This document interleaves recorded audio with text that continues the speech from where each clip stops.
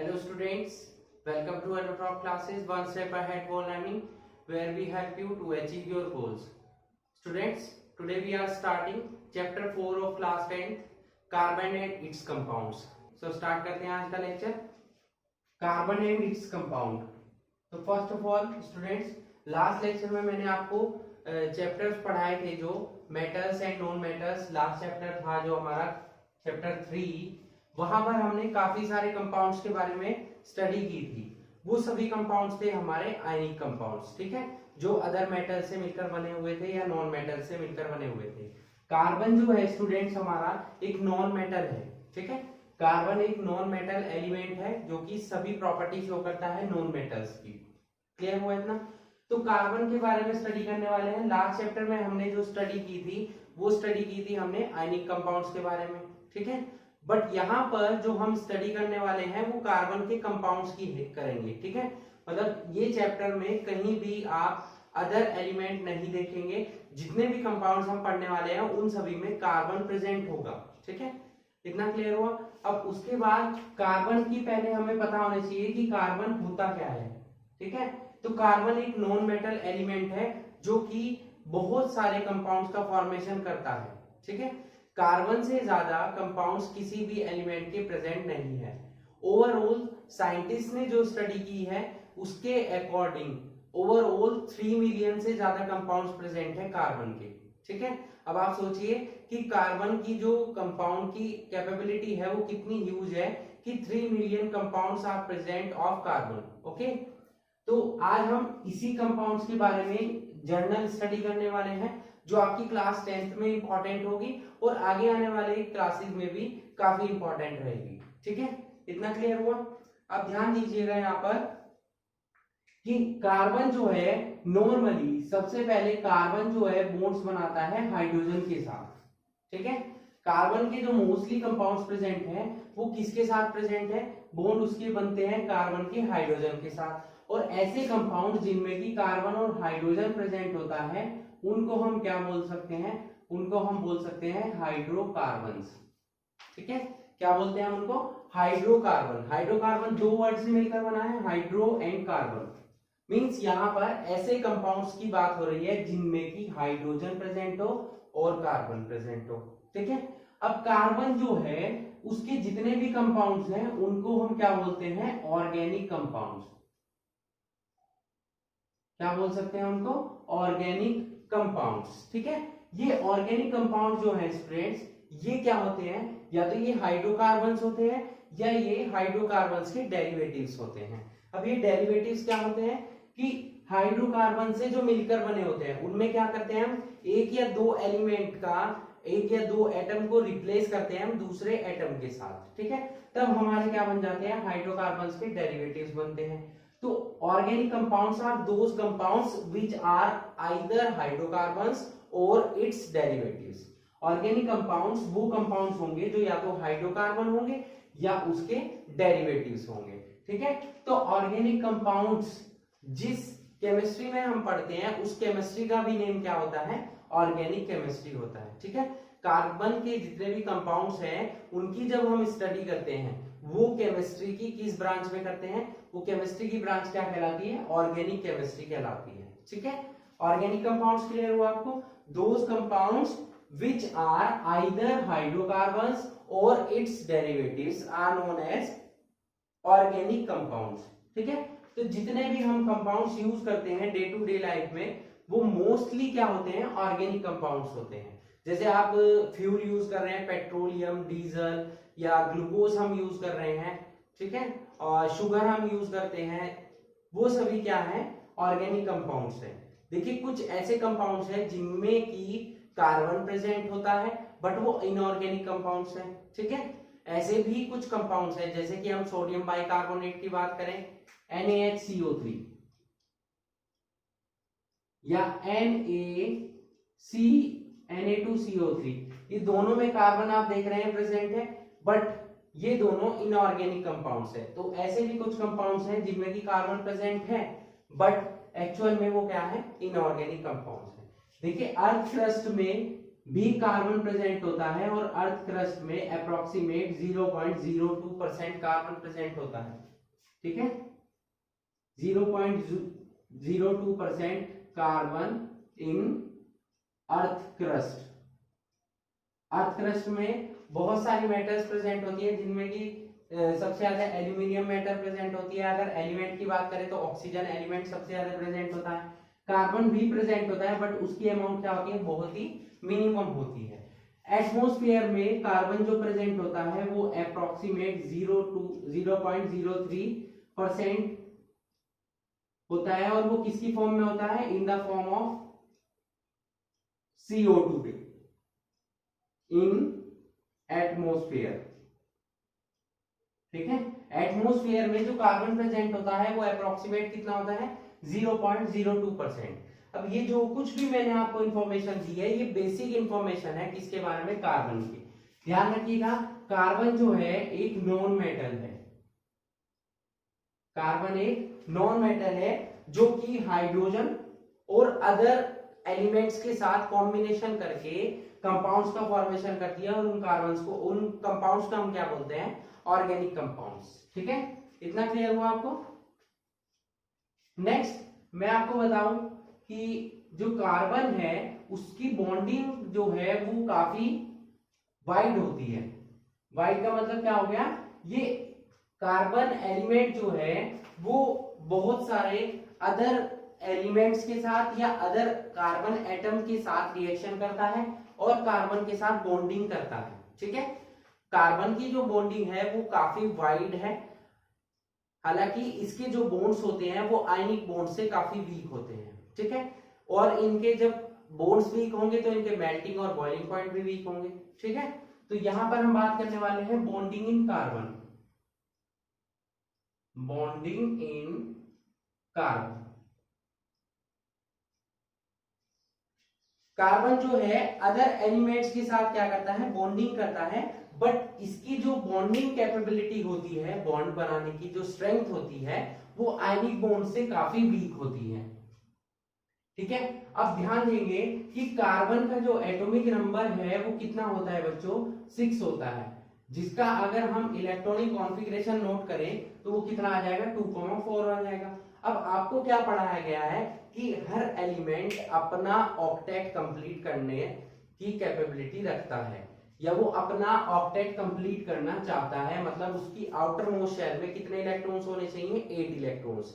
There should be 8 electrons in the outermost shell of each element. ठीक है, अब यहां पर कार्बन की आउटर मोस्ट शेल में कितने एलिमेंट है, 4 एलिमेंट, 4 इलेक्ट्रॉन्स है, सॉरी, यहां पर कार्बन की आउटर मोस्ट शेल में कितने इलेक्ट्रॉन्स है, 4 इलेक्ट्रॉन्स है। तो इसकी टेंडेंसी क्या होगी कि ये 4 इलेक्ट्रॉन्स कहीं से अपनी तरफ गेन करे, अट्रैक्ट करे, या किसी भी तरीके से ये बॉन्डिंग करके अपनी आउटर मोस्ट शेल में 8 इलेक्ट्रॉन्स कंप्लीट करे। ठीक है, अब यहां पर देख सकते हैं आप कि 4 इलेक्ट्रॉन्स है, दैट मींस इसको 8 इलेक्ट्रॉन्स कंप्लीट करने के लिए कितने इलेक्ट्रॉन्स की रिक्वायरमेंट है, 4 इलेक्ट्रॉन्स की। ठीक है, अब यहां पर अगर हम बात करें कि यहां पर जो कार्बन कंपाउंड है वो किस टाइप के बॉन्ड बनाता है, तो वो बॉन्ड बनाता है कोवेलेंट बॉन्ड। कौन से बॉन्ड बनाता है कार्बन, कोवेलेंट बॉन्ड बनाता है। कोवेलेंट का मतलब क्या हो गया कि यहां पर इलेक्ट्रॉन्स की क्या होगी, शेयरिंग होगी, शेयरिंग ऑफ इलेक्ट्रॉन्स। ठीक है, यहां पर इलेक्ट्रॉन्स की शेयरिंग होगी, जिसकी वजह से कार्बन जो है वो कोवेलेंट बॉन्ड्स का फॉर्मेशन करेगा। क्या होते हैं ये कोवेलेंट बॉन्ड्स, अभी हम पढ़ने वाले हैं। पहले मैं आपको एक्सप्लेन कर देता हूं कि कार्बन जो है वो कोवेलेंट बॉन्ड ही क्यों बनाता है, ये आयनिक बॉन्ड क्यों नहीं बनाता है। कार्बन जो है वो आयनिक बॉन्ड का फॉर्मेशन नहीं करेगा, वो किसका फॉर्मेशन करेगा, कोवेलेंट बॉन्ड का फॉर्मेशन करेगा। अब ध्यान दीजिएगा कि कार्बन जो है वो कैटायन या एनायन नहीं बनाता है, ना तो ये कैटायन एनायन बनाता है और ना ही ये कैटायन का फॉर्मेशन करता है। अब रीजन क्या है कि कार्बन जो है, अब इसकी आउटर मोस्ट शेल में कितने इलेक्ट्रॉन्स है, 4, और प्रोटॉन्स कितने प्रेजेंट है, ओवरऑल कार्बन में कितने प्रोटॉन प्रेजेंट है, प्रोटॉन जो होते हैं वो किसके इक्वल होते हैं, नंबर, एटॉमिक नंबर के, और एटॉमिक नंबर कितना है, 6। That means that there are 6 protons in the nucleus of carbon atom. ठीक है, अब यहाँ पर अगर ये 4 इलेक्ट्रॉन्स को अट्रैक्ट करेगा तभी तो ये 4 नेगेटिव आयन बनाएगा. ठीक है, एनायन कब बनाएगा ये, जब ये 4 इलेक्ट्रॉन्स को अट्रैक्ट करेगा. और 4 इलेक्ट्रॉन्स को अट्रैक्ट करने का मतलब क्या हो गया कि यहाँ पर इसके पास कितने इलेक्ट्रॉन्स थे, 6. 4 इलेक्ट्रॉन्स को इसने अट्रैक्ट किया तो टोटल इलेक्ट्रॉन्स कितने हो जाएंगे, 10. और प्रोटॉन्स कितने हो जाएंगे, 6 ही रहेंगे वो तो. ठीक है, अब ये बताइए कि क्या ये 10 इलेक्ट्रॉन्स को 6 प्रोटॉन्स कैरी कर पाएंगे, क्या ये इन्हें बॉन्डिंग कर पाएंगे. इनकी पावर जो है 6 प्रोटॉन्स की पावर कम होगी, ये 10 इलेक्ट्रॉन को बॉन्डिंग नहीं कर पाएंगे, उन्हें अपने आप से बांधे नहीं रख पाएंगे. ठीक है, कि तो इससे ये प्रूफ हुआ कि कार्बन जो है वो C4 नेगेटिव एनायन का फॉर्मेशन नहीं कर पाएगा. अब आगे चलते हैं. C4 पॉजिटिव कैटायन का फॉर्मेशन कर पाएगा, नहीं कर पाएगा. क्यों, क्योंकि यहाँ का मतलब क्या हो गया कि इसके पास प्रोटॉन्स तो 6 ही रहे बट 4 इलेक्ट्रॉन्स को इसने डोनेट किया, इसके पास कितने इलेक्ट्रॉन्स बच गए, केवल 2 इलेक्ट्रॉन्स बच गए. अब देखिए क्या ये 6 प्रोटॉन्स अपने 4 इलेक्ट्रॉन्स को जाने दे सकते हैं, नहीं जाने दे सकते हैं. दैट मीन्स कि कार्बन जो है ना तो वो 4 नेगेटिव आयन बनाएगा ना ही कार्बन जो है C4 पॉजिटिव कैटायन बनाएगा. दोनों में से किसी का फॉर्मेशन नहीं होगा. अब जब कैटायन नहीं बनेगा, एनायन नहीं बनेगा तो कार्बन बॉन्डिंग किस टाइप से करेगा, तो कार्बन जो है ना तो वो इलेक्ट्रॉन्स गेन करता है ना ही इलेक्ट्रॉन लूज करता है, वो इलेक्ट्रॉन्स की क्या करता है, वो इलेक्ट्रॉन्स की शेयरिंग करता है, शेयरिंग विद अदर एटम्स. उन अदर एटम्स के साथ ये शेयरिंग करता है जिनको इलेक्ट्रॉन्स की रिक्वायरमेंट हो. ठीक है, तो इलेक्ट्रॉन्स की रिक्वायरमेंट जिनको भी होगी कार्बन उनके साथ क्या करेगा, इलेक्ट्रॉन्स की शेयरिंग करेगा. दैट मींस इसको अपनी आउटर मोस्ट शेल में 8 इलेक्ट्रॉन्स कंप्लीट करने हैं तो ये क्या करेगा कि दूसरे एटम्स को अपनी तरफ अट्रैक्ट करेगा और उनके इलेक्ट्रॉन्स के साथ शेयरिंग करेगा. मतलब कि आप भी इन इलेक्ट्रॉन्स का यूज कीजिए और मैं भी इन इलेक्ट्रॉन्स का यूज करता हूं, हम दोनों इलेक्ट्रॉन्स की शेयरिंग करेंगे और इस तरीके से हम जिस बॉन्ड का फॉर्मेशन करते हैं, यानी कि कार्बन जिस बॉन्ड का फॉर्मेशन करता है उस बॉन्ड को हम क्या बोलते हैं, कोवेलेंट बॉन्ड. ठीक है, और जितने इलेक्ट्रॉन्स की शेयरिंग करता है वही उसकी क्या कहलाती है, कोवेलेंसी. यहाँ पर जो वैलेंसी होती है वो किस टाइप की वैलेंसी होगी, it is known as covalency. Okay, clear हो गया इतना आपको. अब चलते हैं हम किस पर, कोवेलेंट बॉन्ड्स पर.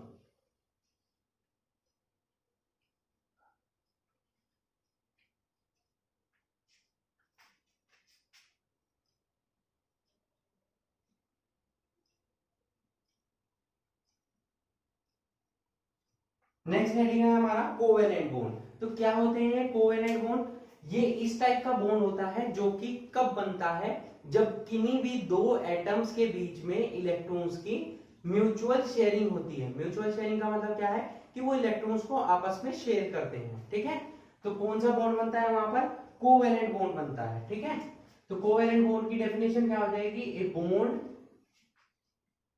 विच is formed by the mutual sharing of electrons between two atoms is known as covalent bond. जब भी किन्हीं दो एटम्स के बीच में इलेक्ट्रॉन्स की शेयरिंग होती है वहां पर कौन सा बॉन्ड बनता है, वहां पर बनता है कोवेलेंट बॉन्ड. ठीक है, क्लियर हुआ इतना. अब जितनी भी नॉन मेटल्स हैं, ठीक है, उनके आउटर मोस्ट शेल में कितने इलेक्ट्रॉन्स हो सकते हैं, 5, 6, 7 except hydrogen and carbon. Hydrogen के आउटर मोस्ट शेल में कितने इलेक्ट्रॉन है, 1, और कार्बन के आउटर मोस्ट शेल में कितने इलेक्ट्रॉन है, 4. ठीक है, अब ये क्या करेंगे, अदर जो नॉन मेटल्स है जिनके आउटर मोस्ट शेल में 5 इलेक्ट्रॉन्स है, 6 है और 7 है, कार्बन उनके साथ क्या करेगा, इलेक्ट्रॉन्स की शेयरिंग करेगा. हाइड्रोजन के साथ भी करेगा बट हाइड्रोजन के आउटर मोस्ट शेल में केवल और केवल कितने इलेक्ट्रॉन्स है, 1। तो ये सभी तो अपना ऑक्टेट कंप्लीट करेंगे, कार्बन भी अपना ऑक्टेट कंप्लीट करेगा, बट हाइड्रोजन क्या करेगा, अपना ड्यूप्लेट कंप्लीट करेगा। मतलब इसके आउटर मोस्ट शेल में कितने इलेक्ट्रॉन होने चाहिए, 2, और बाकी सभी की आउटर मोस्ट शेल में कितने इलेक्ट्रॉन्स होने चाहिए, 8 इलेक्ट्रॉन्स प्रेजेंट होने ही चाहिए। ठीक है, क्लियर हुआ। अब जो है कोवेलेंट बॉन्ड 3 टाइप के होते हैं, देयर आर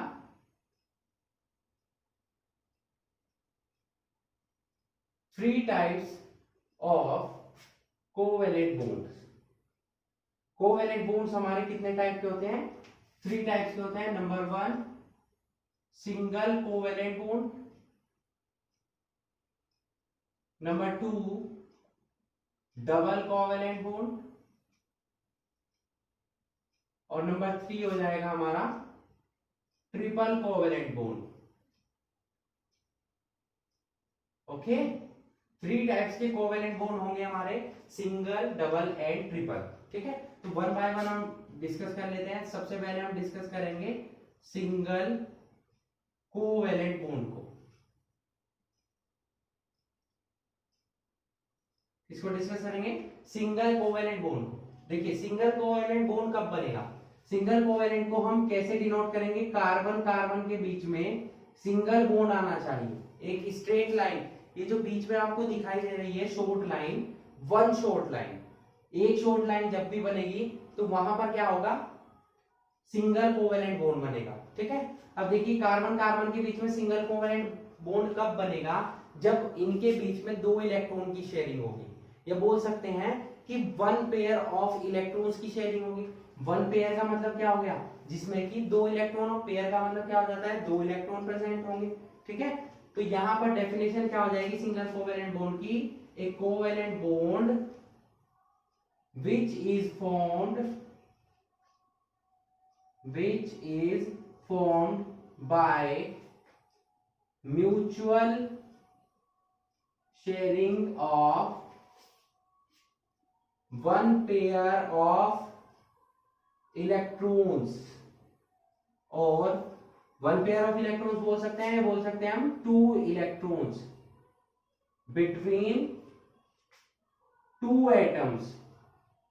ठीक है, जब भी 2 एटम्स के बीच में एक पेयर ऑफ इलेक्ट्रॉन्स की शेयरिंग होगी, या बोल सकते हैं कि 2 इलेक्ट्रॉन्स की शेयरिंग होगी, वहां पर जो बॉन्ड बनेगा, वहां पर बनने वाले बॉन्ड को हम क्या बोलेंगे, सिंगल कोवेलेंट बॉन्ड। ठीक है, इसी तरीके से आप डबल कोवेलेंट बॉन्ड की डेफिनेशन नोट कर सकते हैं यहां पर।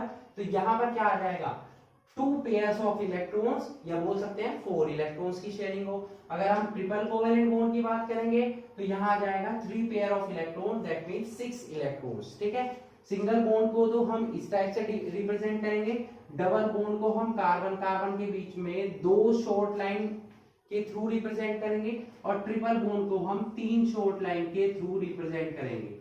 ये हमारा हो गया सिंगल कोवेलेंट बॉन्ड, ये हो गया कार्बन कार्बन के बीच में डबल कोवेलेंट बॉन्ड, और ये हो गया कार्बन कार्बन के बीच में ट्रिपल कोवेलेंट बॉन्ड। देखिए जो कोवेलेंट बॉन्ड बनेंगे वो डबल, सिंगल या ट्रिपल जो बनेंगे वो कार्बन कार्बन के बीच में ही बनेंगे। ठीक है, ध्यान रहेगा आपको।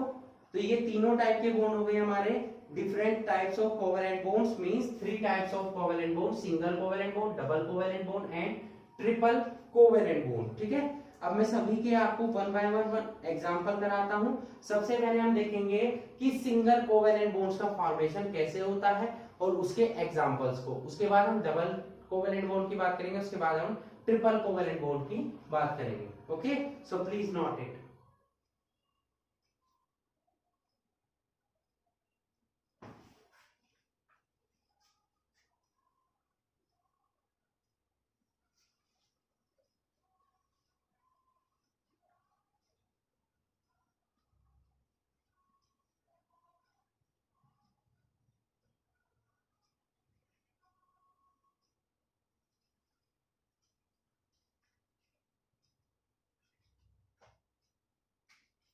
नेक्स्ट देख लेते हैं हम, फॉर्मेशन ऑफ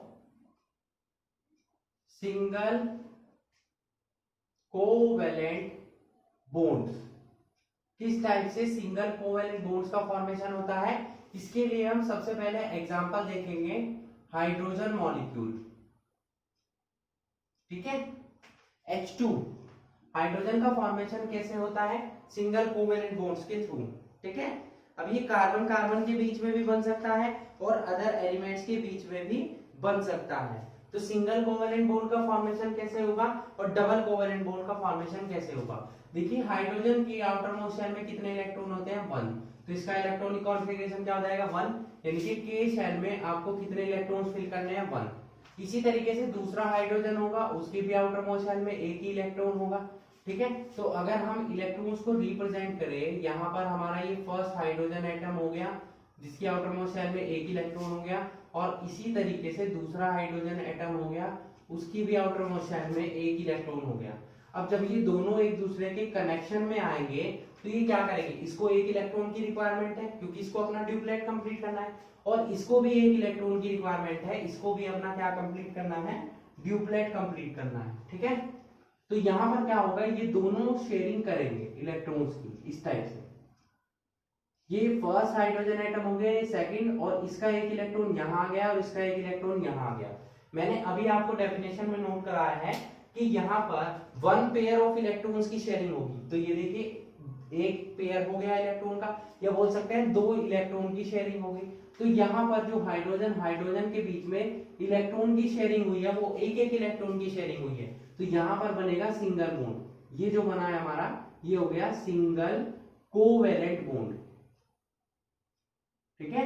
ये क्या हो गया हमारा, सिंगल कोवेलेंट बॉन्ड। आप नॉर्मली भी इसको शो कर सकते हैं ऐसे कि हाइड्रोजन के पास एक इलेक्ट्रॉन है, दूसरे हाइड्रोजन के पास एक इलेक्ट्रॉन है, दोनों हाइड्रोजन ने क्या किया, शेयरिंग की एक एक इलेक्ट्रॉन की, और सिंगल कोवेलेंट बॉन्ड का फॉर्मेशन कर लिया।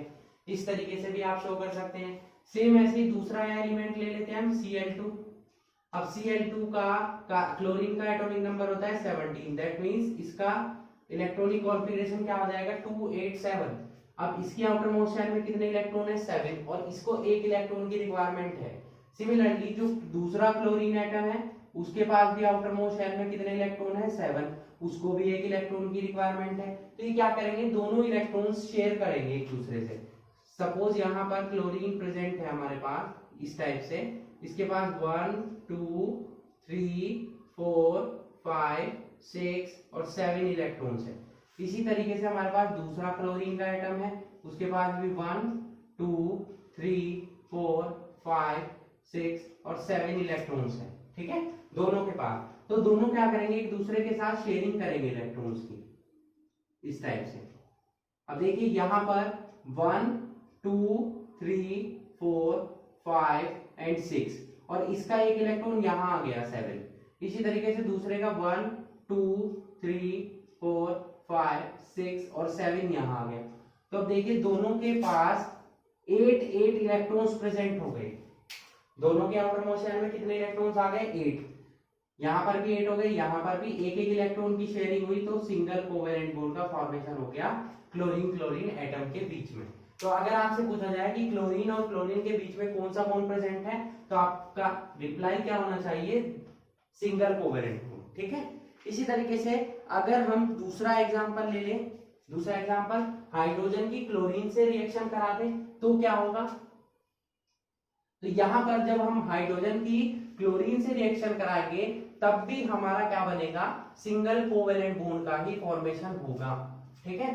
क्लोरीन और हाइड्रोजन के बीच में भी एक एक इलेक्ट्रॉन की शेयरिंग होगी, तो क्या बनेगा, HCl बनेगा, क्योंकि हाइड्रोजन की आउटर मोस्ट शेल में एक इलेक्ट्रॉन है और क्लोरीन की आउटर मोस्ट शेल में कितने इलेक्ट्रॉन्स हैं, 7। तो यहाँ पर क्या हो जाएगा, हाइड्रोजन को इस टाइप से हम शो कर सकते हैं, ठीक है, और क्लोरीन को भी यहाँ पर हम शो करेंगे 1 2 3 4 5 6 एंड 7। तो दोनों के बीच में शेयरिंग होगी इलेक्ट्रॉन्स की। ये हाइड्रोजन का मॉलिक्यूल हो गया और ये क्लोरीन का। यहाँ पर तो 2 इलेक्ट्रॉन आ गए, यहाँ 1 2 3 4 5 6 7 यहाँ आ गया और 8 इलेक्ट्रॉन्स हो गए। तो हाइड्रोजन और क्लोरीन के बीच में क्या बन गया, सिंगल कोवेलेंट बॉन्ड, ठीक है। तो इस टाइप से अलग अलग कंपाउंड्स के बीच में हम सिंगल कोवेलेंट बॉन्ड्स का फॉर्मेशन कर सकते हैं। अब हम ले लेते हैं कार्बन का एक एग्जांपल, CH4 मीथेन, ठीक है। मीथेन में आप देखेंगे कि कार्बन की जो इलेक्ट्रॉनिक कॉन्फ़िगरेशन है वो कितना हो जाएगा 2,4, और इसी तरीके से हाइड्रोजन का कितना हो जाएगा 1। अब यहां ध्यान देंगे आप कि यहां पर क्या हो रहा है, कार्बन की आउटर मोस्ट शेल में 4 इलेक्ट्रॉन्स है, बट हाइड्रोजन तो एक ही है हमारे पास। तो हाइड्रोजन के आउटर मोस्ट शेल में एक इलेक्ट्रॉन है, तो यानी कि कार्बन को तो रिक्वायरमेंट है 4 इलेक्ट्रॉन्स की। दैट मींस उसको रिएक्शन करनी होगी कितने हाइड्रोजन के साथ, 4 हाइड्रोजन की। ठीक है, तो किस टाइप से रिएक्शन होगी, देखिए कार्बन के पास 4 इलेक्ट्रॉन्स है, तो आउटर मोस्ट शेल के इलेक्ट्रॉन्स को शो करते हैं हम हमेशा। तो यहाँ पर 1 इलेक्ट्रॉन हो गया, यहाँ 2 हो गया, यहाँ 3 हो गया, यहाँ हो गया 4। अब यहाँ पर हमें 4 हाइड्रोजन लेने होंगे, तो यहाँ पर मैं हाइड्रोजन ले रहा हूँ 1, एक इधर ले रहा हूँ 2, 3 एंड 4। इसके इलेक्ट्रॉन्स को मैं क्रॉस से रिप्रेजेंट कर रहा हूँ ताकि आप कंफ्यूज ना हो कि कौन से इलेक्ट्रॉन हमारे कार्बन के हैं और कौन से हाइड्रोजन के। जो क्रॉस वाले इलेक्ट्रॉन्स हैं वो हाइड्रोजन के हैं और जो डॉट वाले इलेक्ट्रॉन्स हैं वो किसके हैं, कार्बन के। अब यहाँ देखिए कि हाइड्रोजन को तो अपना क्या कंप्लीट करना होता है, ड्यूप्लेट कंप्लीट करना होता है, मतलब कितने इलेक्ट्रॉन कंप्लीट करेगा, ये 2। तो यहाँ पर ये 2 इलेक्ट्रॉन ये हो गए, ये 2 इलेक्ट्रॉन हो गए, ये 2 इलेक्ट्रॉन हो गए और ये भी 2 इलेक्ट्रॉन हो गए। ठीक है, सभी हाइड्रोजन की आउटर मोस्ट शेल में 2-2 इलेक्ट्रॉन हो गए। कार्बन के देखेंगे तो कार्बन के यहाँ पर 2 इलेक्ट्रॉन तो ये हो गए 2 2 2 2, टोटल ओवरऑल कितने इलेक्ट्रॉन हो गए, 8 इलेक्ट्रॉन। इस टाइप से कंप्लीट कर लिया। तो कार्बन ने हर हाइड्रोजन के साथ एक एक इलेक्ट्रॉन की शेयरिंग की है, तो सबके साथ ये सिंगल कोवेलेंट बॉन्ड का ही फॉर्मेशन करेगा। ठीक है, सिमिलरली आप दूसरा एग्जांपल इसका नोट कर सकते हैं CCl4। इसकी स्ट्रक्चर आप खुद से ड्रॉ करेंगे, सेल्फ ड्रॉ करेंगे। ठीक है, समझ आया आपको इतना। अब ले लेते हैं हम नेक्स्ट एग्जांपल जिसमें कि सिंगल कोवेलेंट बॉन्ड तो बनते हैं बट उसमें एक्स्ट्रा इलेक्ट्रॉन्स भी प्रेजेंट होते हैं। ठीक है, फॉर एग्जांपल हमने ले लिया यहाँ पर NH3। अब यहाँ ध्यान देंगे कि नाइट्रोजन का एटॉमिक नंबर होता है 7,2,5, हाइड्रोजन का हो जाएगा 1। नाइट्रोजन को कितने इलेक्ट्रॉन्स की रिक्वायरमेंट है, 3। नाइट्रोजन को अपना ऑक्टेट कंप्लीट करना है तो कितने इलेक्ट्रॉन्स की रिक्वायरमेंट है, 3 की। तो ये 3 हाइड्रोजन से ही रिएक्शन करेगा। सपोज हमारे पास नाइट्रोजन यहाँ प्रेजेंट है, इसके आउटर मोस्ट शेल में कितने इलेक्ट्रॉन्स है, 5। तो हम 1 2 3 को तो यहाँ रिप्रेजेंट करेंगे और 2 इलेक्ट्रॉन्स को सेपरेट रिप्रेजेंट करेंगे। ऐसा जरूरी नहीं है कि आप ये दोनों इलेक्ट्रॉन्स यही नोट करें, आप यहाँ भी नोट कर सकते हैं, यहाँ भी नोट कर सकते हैं, यहाँ भी। बट 3 को आपको 1 बाय 1 सिंगल सिंगल नोट करना है और 2 को अलग से, क्योंकि हमें 3 हाइड्रोजन के साथ रिएक्शन करानी है ताकि हम 3 हाइड्रोजन को इस तरीके से रिप्रेजेंट कर सके। ठीक है, अब हाइड्रोजन के इलेक्ट्रॉन को मैं क्रॉस से रिप्रेजेंट करूंगा, तो यहाँ अपना ड्यूप्लेट कंप्लीट किया हाइड्रोजन ने, यहाँ कंप्लीट किया, यहाँ कंप्लीट किया। और नाइट्रोजन के पास कितने इलेक्ट्रॉन है, 2 2 2 एंड 2, तो कितने इलेक्ट्रॉन हो गए, 8 इलेक्ट्रॉन। अब देखिए इन सभी इलेक्ट्रॉन्स ने, तो ये जो नाइट्रोजन के 3 इलेक्ट्रॉन है इन्होंने बॉन्ड बनाने में पार्टिसिपेट किया, मतलब ये जो है ये तो हमारे हो गए बॉन्डिंग इलेक्ट्रॉन्स, बॉन्डिंग इलेक्ट्रॉन्स। ठीक है, ये बॉन्डिंग पेयर ऑफ इलेक्ट्रॉन। और ये जिन्होंने बॉन्डिंग में पार्टिसिपेट नहीं किया इनको हम क्या बोल सकते हैं, नॉन बॉन्डिंग इलेक्ट्रॉन्स, या बोल सकते हैं इनको लोन पेयर ऑफ इलेक्ट्रॉन्स, क्योंकि 2 इलेक्ट्रॉन्स का पेयर है।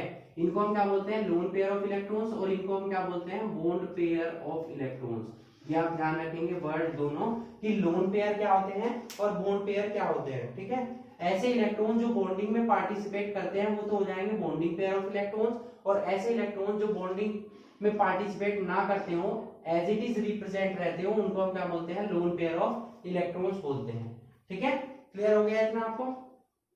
सिमिलरली आप दूसरा एग्जांपल मैं आपको दे रहा हूं, ये आपको खुद से फॉर्मेशन करना है इसकी स्ट्रक्चर कैसी होगी, H2O मॉलिक्यूल की। ठीक है, तो यहां पर भी देखिए मैं आपको बता दूं कि यहां पर सिंगल सिंगल इलेक्ट्रॉन का क्या हुआ है, शेयरिंग हुई है, तो यहां पर सिंगल कोवेलेंट बॉन्ड ही बनेगा। ठीक है, और यहां पर क्या हो जाएगा, यहां पर भी सिंगल कोवेलेंट बॉन्ड बनेगा। बाकी आप देखिएगा जब इसकी स्ट्रक्चर ड्रॉ करेंगे कि सिंगल कोवेलेंट बॉन्ड बनेगा या डबल कोवेलेंट बॉन्ड बनेगा या ट्रिपल कोवेलेंट बॉन्ड बनेगा। ठीक है, तो ये जितने भी एग्जांपल अभी तक हमने पढ़े हैं ये सभी एग्जांपल हो गए हमारे सिंगल कोवेलेंट बॉन्ड के। अब हम बात करेंगे डबल कोवेलेंट बॉन्ड के एग्जांपल्स के बारे में। ठीक है, क्लियर हुआ इतना।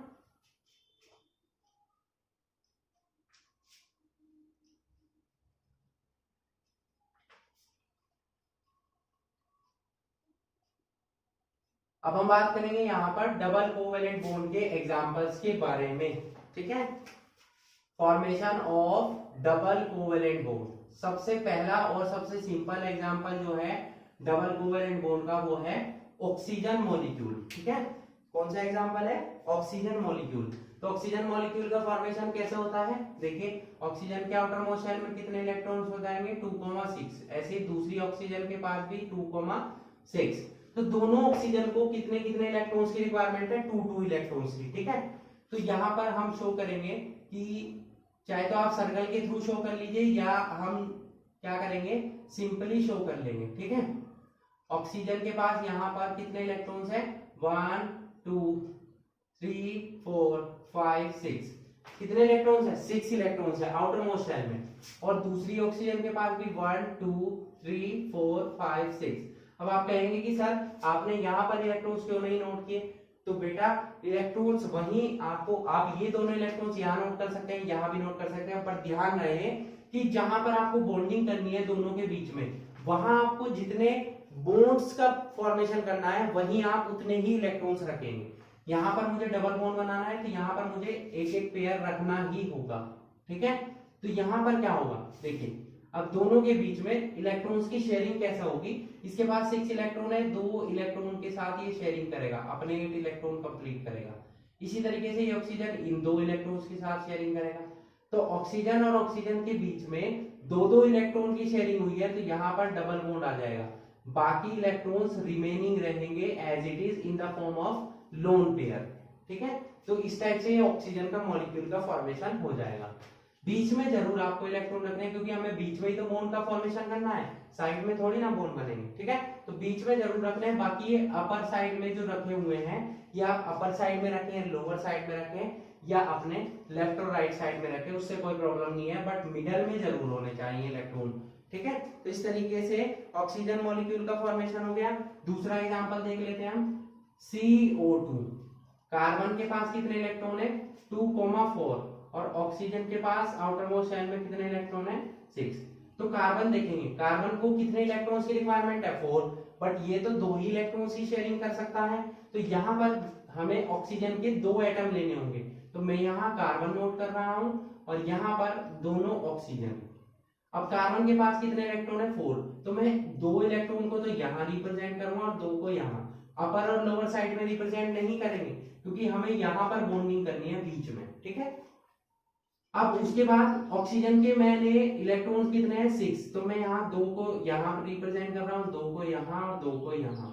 इसी टाइप से 2 को यहाँ रिप्रेजेंट करूंगा, 2 को यहाँ और 2 को यहाँ। आप इस साइड में भी रिप्रेजेंट कर सकते हैं, बट यहाँ पर जरूर करनी है आपको, उससे कोई प्रॉब्लम नहीं है। ठीक है, अब देखिए यहाँ पर इसके पास 6 इलेक्ट्रॉन है, 2 इलेक्ट्रॉन इसने ये शेयर किए कार्बन के साथ।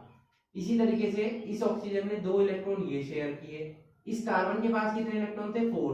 2 तो इसने इस ऑक्सीजन के साथ शेयर किए और 2 इसने इस ऑक्सीजन के साथ शेयर किए।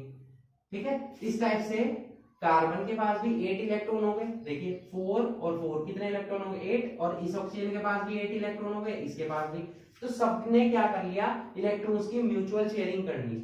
ठीक है, और अपने बॉन्ड्स का फॉर्मेशन कर लिया, अपना ऑक्टेट कंप्लीट कर लिया। आप देखिए कार्बन और ऑक्सीजन ये प्रेजेंट है, दोनों ने, कार्बन ने दोनों ऑक्सीजन के साथ 2-2 इलेक्ट्रॉन की शेयरिंग की, तो मतलब यहाँ पर भी डबल बॉन्ड होएगा और यहाँ पर भी।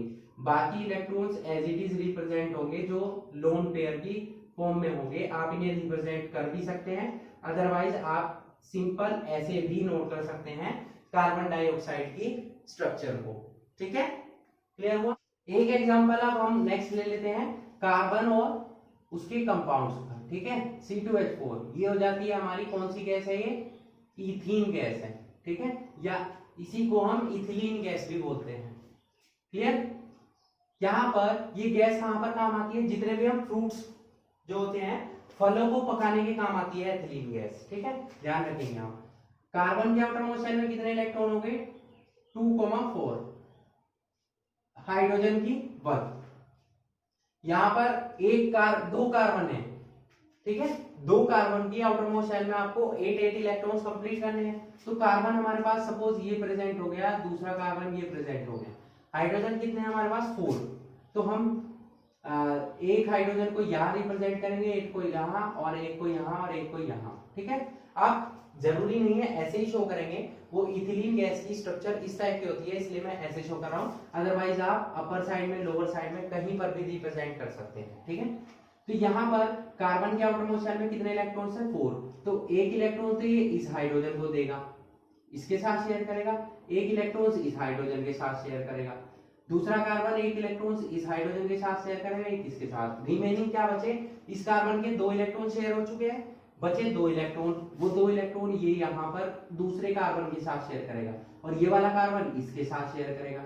तो हमने ओवरऑल कार्बन के 4 इलेक्ट्रॉन्स को इस तरीके से रिप्रेजेंट कर लिया ताकि वो दूसरे कार्बन के साथ भी शेयर कर ले उस इलेक्ट्रॉन्स को और बाकी के 2 हाइड्रोजन के साथ भी शेयर करें।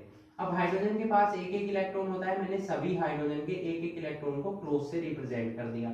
इस हाइड्रोजन का ड्यूप्लेट कंप्लीट हुआ, इसका भी ड्यूप्लेट कंप्लीट हो गया, इसका भी ड्यूप्लेट कंप्लीट हो गया, इसका भी ड्यूप्लेट मतलब 2 इलेक्ट्रॉन कंप्लीट हो गए। मैंने स्टार्टिंग में आपको बताया था कि हाइड्रोजन हमेशा अपना ड्यूप्लेट यानी कि 2 इलेक्ट्रॉन कंप्लीट करता है, ऑक्टेट नहीं करेगा ये। अब यहाँ कार्बन की बात करें तो 2 2 2 2 कितने इलेक्ट्रॉन हो गए बेटा? टोटल हो गए 8 इलेक्ट्रॉन्स। यहाँ पर भी कितने इलेक्ट्रॉन्स हो गए? 8 इलेक्ट्रॉन्स, ठीक है। तो यहाँ ध्यान देंगे, अब कार्बन ने क्या किया, एक दूसरे के साथ कितने कितने इलेक्ट्रॉन्स की शेयरिंग की? 2 इलेक्ट्रॉन्स की। मींस यहाँ पर तो क्या आएगा? Double bond. और हाइड्रोजन के साथ एक एक इलेक्ट्रॉन की तो यहाँ पर भी सिंगल बॉन्ड आएगा, यहाँ पर भी सिंगल बॉन्ड, यहाँ पर भी सिंगल बॉन्ड, यहाँ पर भी सिंगल बॉन्ड। ये हो गई हमारी इथिलीन और इथीन गैस की स्ट्रक्चर, ठीक है। तो इस टाइप से हमारे बॉन्ड्स का फॉर्मेशन होता है। यहाँ हमने तीनों एग्जांपल जो देखे वो देखे डबल बॉन्ड वाले, यहाँ पर भी डबल बॉन्ड है, यहाँ डबल बॉन्ड है, यहाँ डबल भी है और सिंगल भी है, ठीक है। सिंगल भी है, डबल भी है, मैंने दोनों एग्जांपल आपको बता दिए। अब हम चलते हैं नेक्स्ट ट्रिपल बॉन्ड की तरफ। ट्रिपल कोवेलेंट बॉन्ड्स का फॉर्मेशन कैसे होता है? तो सेम ऐसे ही जैसे हमने 2 इलेक्ट्रॉन्स की शेयरिंग की है और डबल बॉन्ड्स का फॉर्मेशन हुआ है। पहले हमने पढ़ा था कि सिंगल सिंगल बॉन्ड्स कैसे बनते हैं, मतलब एक एक इलेक्ट्रॉन्स की शेयरिंग होगी तो सिंगल बॉन्ड बनेगा। उसके बाद हमने पढ़ा कि 2 इलेक्ट्रॉन्स की शेयरिंग होगी तो डबल बॉन्ड बनेगा। अब बचा हमारा ट्रिपल बॉन्ड। तो यहाँ पर क्या होगा? 3 इलेक्ट्रॉन्स की शेयरिंग होगी तो ट्रिपल बॉन्ड का फॉर्मेशन होगा। सिंपल एग्जांपल देख लेते हैं सबसे पहले। N2 मॉलिक्यूल, नाइट्रोजन का जो मॉलिक्यूल है उसमें 2 नाइट्रोजन एटम प्रेजेंट है और दोनों के बीच में डबल बॉन्ड, वो ट्रिपल बॉन्ड प्रेजेंट है। ये भी एक नाइट्रोजन हुआ, ये हमारे पास दूसरा नाइट्रोजन एटम हो गया। दोनों के आउटरमोस्ट शेल में 5 इलेक्ट्रॉन्स है, दोनों को ऑक्टेट कंप्लीट करने के लिए 3 इलेक्ट्रॉन की रिक्वायरमेंट है। तो यहाँ पर नाइट्रोजन के इलेक्ट्रॉन्स को हम कैसे शो करेंगे? नाइट्रोजन के आउटरमोस्ट शेल में कितने इलेक्ट्रॉन्स है? 5। तो दोनों नाइट्रोजन को हम साथ में रिप्रेजेंट कर लेते हैं, ठीक है। तो ट्रिपल बॉन्ड का फॉर्मेशन होना है तो यहाँ पर 3 इलेक्ट्रॉन्स को तो हम इधर शो करेंगे। बाकी के रिमेनिंग 2 इलेक्ट्रॉन्स है, आप चाहे अपर साइड में शो कीजिए, चाहे लोअर साइड में, और चाहे इस साइड में, कहीं पर भी आप शो कर सकते हैं। सपोज हम दोनों के अपर साइड में रिप्रेजेंट कर रहे हैं। अब देखिए नाइट्रोजन के इसके पास कितने इलेक्ट्रॉन है? 5 और 3 की रिक्वायरमेंट है तो इसने 3 इलेक्ट्रॉन्स के साथ शेयरिंग कर ली इन 3 इलेक्ट्रॉन्स के साथ, और सिमिलरली इसने यहाँ पर कर ली, ठीक है। तो यहाँ पर नाइट्रोजन के बीच में 3 इलेक्ट्रॉन की शेयरिंग होगी, मतलब यहाँ पर ट्रिपल बॉन्ड बनेगा। Remaining 2 electron as a lone pair, ये क्या हो गए? हमारे लोन पेयर हो गए, as a lone pair present हो गए क्योंकि इन्होंने बॉन्डिंग में पार्टिसिपेट नहीं किया है। दूसरा इलेक्ट्रॉन हम दूसरा एग्जांपल देख लेते हैं कार्बन का, C2H2, यानी कि ये कौन सी गैस होती है? Acetylene gas. कौन सी गैस है? एसिटिलीन गैस, या इसी का ही दूसरा नेम है इथाइन गैस। अभी मैं आगे आपको पढ़ाने वाला हूं ये गैस। इसका यूज कहाँ होता है? सबसे सिंपल यूज है इसका कि आपने देखा होगा गैस वेल्डिंग का वर्क करते हैं बहुत से पर्सन, गैस से वेल्डिंग करते हैं। तो वहां पर गैस वेल्डिंग में जो कॉम्बिनेशन यूज होता है वो होता है एसिटिलीन गैस का और प्लस ऑक्सीजन गैस का। दोनों के कॉम्बिनेशन का जो वर्क होता है वो ये वर्क होता है कि ये गैस वेल्डिंग में काम आती है, ठीक है। क्लियर हुआ? अब C2H2 का फॉर्मेशन कैसा होगा? कार्बन के पास कितने इलेक्ट्रॉन है आउटरमोस्ट शेल में? 4 और हाइड्रोजन के पास 1। तो कार्बन कार्बन 2 कार्बन प्रेजेंट है, दोनों मैंने नोट कर लिए। 2 हाइड्रोजन है तो एक हाइड्रोजन इस साइड में रिप्रेजेंट कर लेते हैं और एक इस साइड में। अपर साइड में भी कर सकते हैं, लोअर साइड में, उससे कोई प्रॉब्लम नहीं है। एक अच्छी स्ट्रक्चर हम शो कर सके, इसी तरीके से हम इस टाइप से शो कर रहे हैं। ठीक है, अब यहाँ पर हाइड्रोजन के पास एक एक इलेक्ट्रॉन है, मैंने क्रॉस से रिप्रेजेंट कर दिया। उसके बाद आ जाते हैं कार्बन पर। कार्बन एक इलेक्ट्रॉन तो इस हाइड्रोजन को देगा शेयरिंग के लिए, एक इस हाइड्रोजन को देगा। इस कार्बन ने इस हाइड्रोजन को दे दिया एक इलेक्ट्रॉन, इस कार्बन ने इसको दे दिया। ठीक है, रिमेनिंग दोनों के पास कितने कितने इलेक्ट्रॉन्स बच गए? 3 तो 3 इलेक्ट्रॉन्स में यहाँ रिप्रेजेंट कर रहा हूं दोनों के। अब यहां ध्यान देंगे कि 2 इलेक्ट्रॉन ये हो गए और 3 ये हो गए, कितने हो गए? ओवरऑल 5 इलेक्ट्रॉन्स हो गए और 3 ये हो गए। कार्बन ने अपना ऑक्टेट कंप्लीट कर लिया। इसी तरीके से इस कार्बन ने अपना ऑक्टेट कंप्लीट कर लिया, हाइड्रोजन ने अपना ड्यूप्लेट कंप्लीट कर लिया, यहां पर भी और यहां पर भी। तो कार्बन कार्बन के बीच में 3 इलेक्ट्रॉन की शेयरिंग हुई है, तो यहां आएगा ट्रिपल बॉन्ड। और कार्बन और हाइड्रोजन के बीच में एक एक इलेक्ट्रॉन की शेयरिंग हुई है, तो यहां पर दोनों साइड में आएगा हाइड्रोजन बॉन्ड। ये स्ट्रक्चर हो गई हमारी कौन सी गैस की? एसिटिलीन गैस की। ठीक है, इस तरीके से बॉन्ड्स का फॉर्मेशन होता है। मैंने तीनों आपको कोवेलेंट बॉन्ड बना दिए, तीनों टाइप के, single covalent bond, double covalent bond और ट्रिपल कोवेलेंट बॉन्ड। तीनों के एग्जांपल्स आपको करा दिए। इन्हीं एग्जांपल्स में से एग्जाम में पूछा जाने वाला है, तो आप इन एग्जांपल्स की अच्छे से प्रैक्टिस करेंगे। ओके, क्लियर हुआ? तो समझ आया आपको कि कोवेलेंट बॉन्ड्स क्या होते हैं और इनका फॉर्मेशन कैसे होता है, कितने टाइप के होते हैं। अब आ जाते हैं कि प्रॉपर्टीज पर, प्रॉपर्टीज ऑफ कोवेलेंट बॉन्ड्स।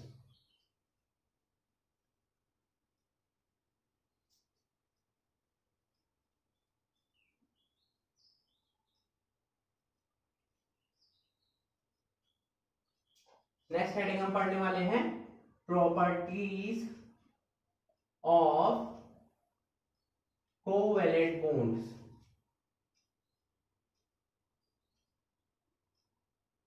ठीक है, फर्स्ट प्रॉपर्टी हम पढ़ेंगे फिजिकल स्टेट।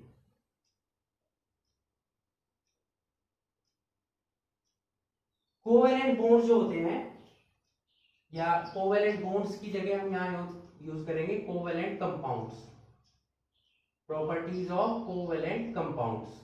ठीक है, क्योंकि बात तो प्रॉपर्टीज जो होती है वो तो कंपाउंड्स की होती है, बॉन्ड्स की नहीं होती है। ठीक है, फर्स्ट है फिजिकल स्टेट। अब बात करेंगे कि ये किस टाइप के होते हैं। फिजिकल स्टेट से मतलब क्या हो गया? 3 स्टेट होती है, सॉलिड, लिक्विड और गैस। ठीक है, अब ये या तो सॉलिड हो सकते हैं, लिक्विड भी हो सकते हैं और गैस भी हो सकते हैं।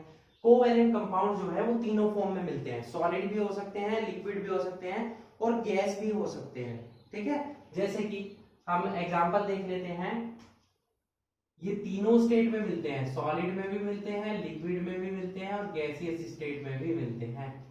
ठीक है, तो सॉलिड का एग्जांपल देख लेते हैं। ग्लूकोज आपने सभी ने देखा होगा, ग्लूकोज एक ऑर्गेनिक कंपाउंड है और उसमें कोवेलेंट बॉन्ड्स बनते हैं।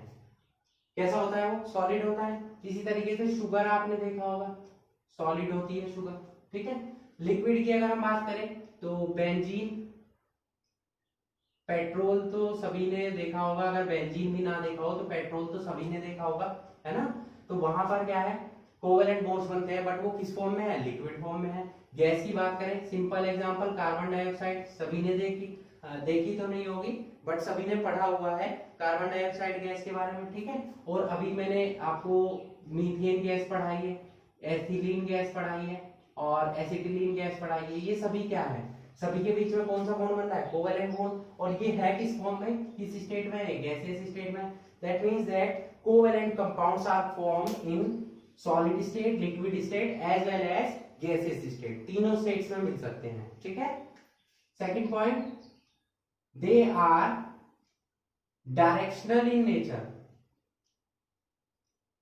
ये नेचर में कैसे होते हैं? डायरेक्शन टाइप होते हैं, डायरेक्शन को शो करते हैं। ठीक है, number 3 point, they have low melting point and boiling point। ठीक है, इनका मेल्टिंग पॉइंट और बॉइलिंग पॉइंट क्या होता है? लो होता है। क्यों? क्योंकि जो कोवेलेंट बॉन्ड्स होते हैं वो इलेक्ट्रॉन्स की शेयरिंग के थ्रू बनते हैं। ठीक है, वहां पर जो बॉन्ड्स है वो आयनिक बॉन्ड से वीक होता है, और जितना ज्यादा बॉन्ड्स वीक होंगे उनका मेल्टिंग और बॉइलिंग पॉइंट भी उतना ही क्या होगा? कम होगा। लेकिन यहां पर कुछ एक्सेप्शन है। एक्सेप्ट क्या हो जाएंगे? डायमंड और ग्रेफाइट, दोनों ही कार्बन के कंपाउंड्स हैं, बट इनमें बहुत सारे कार्बन एटम प्रेजेंट है डायमंड में और ग्रेफाइट में, जिससे कि इनकी बॉन्डिंग क्या हो जाती है, स्ट्रॉन्ग हो जाती है। इसीलिए इनका मेल्टिंग पॉइंट और बॉइलिंग पॉइंट भी अदर कोवैलेंट कंपाउंड से क्या हो जाता है, हाई हो जाता है। ठीक है, क्लियर हो गया इतना। अब बात करेंगे सॉल्युबिलिटी की। दे आर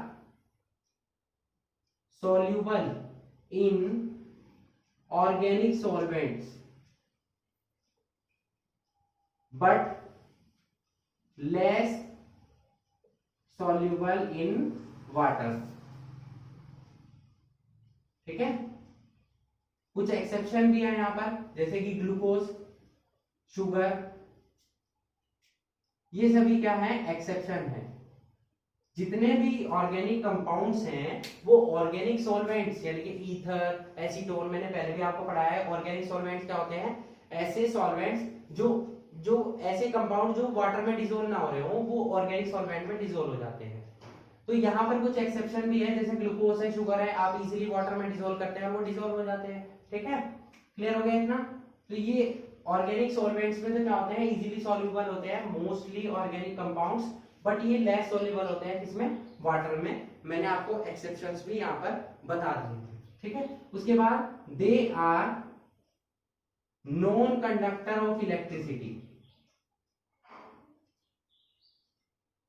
ये इलेक्ट्रिसिटी का कंडक्शन नहीं करते हैं। अब ध्यान दीजिएगा, कुछ यहाँ पर एक्सेप्शन है। एक्सेप्शन क्या है, जैसे कि हमने सिंपल एग्जांपल में आपको पढ़ा रहा हूं एक्सेप्शन का, HCl। ठीक है, HCl के बीच में सिंगल कोवेलेंट बॉन्ड प्रेजेंट होता है। तो यहां पर जब सिंगल कोवेलेंट बॉन्ड प्रेजेंट है तो वो कोवेलेंट टाइप का बॉन्ड हो गया। अब ध्यान दीजिएगा, यहां पर आयंस का फॉर्मेशन हो जाता है। इलेक्ट्रिसिटी के कंडक्शन के लिए आयंस बनने जरूरी होते हैं और HCl में आयंस बन जाते हैं, क्योंकि क्लोरीन मोर इलेक्ट्रोनेगेटिव है तो ये इलेक्ट्रॉन को अपनी तरफ अट्रैक्ट कर लेगा। ठीक है, तो इसी वजह से इसमें आयंस बन जाते हैं। तो ये तो इलेक्ट्रिसिटी का कंडक्शन कर रहा है, बट जितने और अलग कोवेलेंट कंपाउंड्स हैं उनमें आयंस नहीं बनते हैं, और जब आयंस नहीं बनेंगे तो इलेक्ट्रिसिटी का कंडक्शन कभी नहीं होगा। ठीक है, इलेक्ट्रिसिटी के कंडक्शन के लिए आयंस का होना रिक्वायर्ड होता है। ठीक है, तो आयंस नहीं बनेंगे तो इलेक्ट्रिसिटी कंडक्ट नहीं होगी। That means that because of the absence of ions, covalent compound does not conduct electricity, hence they are non conductor of electricity। ठीक है, क्लियर हो गया आपको इतना। तो ये इंपॉर्टेंट फिजिकल प्रॉपर्टीज थी हमारी इसकी, कोवेलेंट कंपाउंड्स की। आई होप आपको सभी इंपॉर्टेंट प्रॉपर्टीज जो पढ़ाई गई हैं वो सभी कुछ अच्छे से क्लियर हो चुका होगा। ठीक है, समझ आया आपको। अब मैंने आपको एक पॉइंट बताया था स्टार्टिंग में ही कि जो कंपाउंड्स होते हैं, कार्बन के जो कंपाउंड्स हैं, ऑर्गेनिक कंपाउंड्स हैं, उनकी बहुत ही वाइड रेंज है। मतलब अप्रोक्सीमेट 3 मिलियन से ज्यादा कंपाउंड्स प्रेजेंट है कार्बन के। अब ऐसा क्या रीजन है कि कार्बन जो है वो 3 मिलियन से ज्यादा कंपाउंड्स का फॉर्मेशन कर रहा है? तो उसका रीजन जो है वो है कैटिनेशन पावर और टेट्रावैलेंसी ऑफ कार्बन और आइसोमेरिज्म। ठीक है, तो अब हम इन्हीं टर्म्स के बारे में डिस्कस करने वाले हैं। ओके,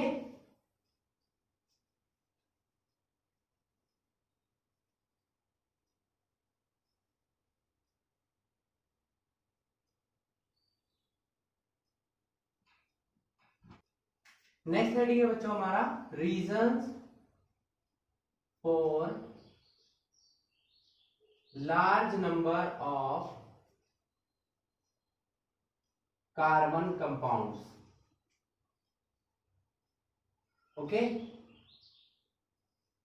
कार्बन कंपाउंड जो हैं उनकी इतनी वाइड रेंज क्यों है? कार्बन जो है वो 3 मिलियन से ज्यादा कंपाउंड्स का फॉर्मेशन करता है, तो वो क्यों कर रहा है, उसका रीजन क्या है? तो उसके रीजन मैंने आपको बताया, 2 पॉइंट बहुत इंपॉर्टेंट है, और साथ में जो थर्ड पॉइंट है जो हम आपको पढ़ाने वाले हैं वो भी इंपॉर्टेंट है, बट 2 पॉइंट तो मोस्ट इंपॉर्टेंट है। फर्स्ट है हमारा कैटिनेशन। ठीक है, कैटिनेशन का मतलब क्या होता है कि कार्बन जो है, कार्बन की वैलेंसी कितनी होती है, 4 वैलेंसी होती है। तो कार्बन क्या है, इसकी ये यूनिक एबिलिटी है, यूनिक एबिलिटी है ये इसकी कि ये अदर कार्बन कंपाउंड्स, यानी ये जो कार्बन है वो अदर कार्बन एटम्स के साथ क्या करता है, बॉन्ड्स का फॉर्मेशन करता है। ठीक है। और दूसरे कार्बन, एक कार्बन दूसरे कार्बन से करेगा, दूसरा कार्बन तीसरे कार्बन से। इस तरीके से ये बहुत सारे लेंथी चेन का फॉर्मेशन करता है। अब वो चेन कैसी होती है, वो चेन स्ट्रेट भी हो सकती है, वो चेन रिंग की फॉर्म में भी हो सकती है, वो चेन ब्रांच फॉर्म में भी हो सकती है। जैसे कि सपोज इस कार्बन ने दूसरे कार्बन से बॉन्डिंग की, दूसरे ने तीसरे से की, तीसरे ने चौथे से की, इस टाइप से ये जो है इस टाइप से बॉन्डिंग कर लेते हैं। ठीक है, 4 इलेक्ट्रॉन्स में इसलिए शो कर रहा हूं जो मैं अभी आपको नेक्स्ट हेडिंग में पढ़ाने वाला हूं। ठीक है, ये हो गया हमारा, ये होगी straight chain, straight chain. Okay, उसके बाद आ जाते हैं ब्रांच चेन पर। जैसे कार्बन स्ट्रेट तो है यहां पर इस टाइप से, ये रिप्रेजेंट कर रहे हैं, और साथ में कोई ब्रांच चेन, यहां पर दूसरा कार्बन आ गया। ठीक है, इस टाइप से। तो ये जो आपको दिखाई दे रही है ब्रांच हो गई इसकी, दैट मींस ये कौन सा कंपाउंड हो गया, ब्रांच चेन हो गया। ठीक है, अब बात कर लेते हैं रिंग लाइक स्ट्रक्चर कैसे बनाते हैं। सपोज हमारे पास 4 कार्बन प्रेजेंट है यहां पर इस टाइप से, तो ये आपस में बॉन्डिंग करेंगे और साथ में दूसरे कंपाउंड्स के साथ भी बॉन्डिंग करेंगे, दूसरे एटम्स के साथ इस टाइप से। ये हो गया हमारा ring like structure. Okay, clear हो गया इतना।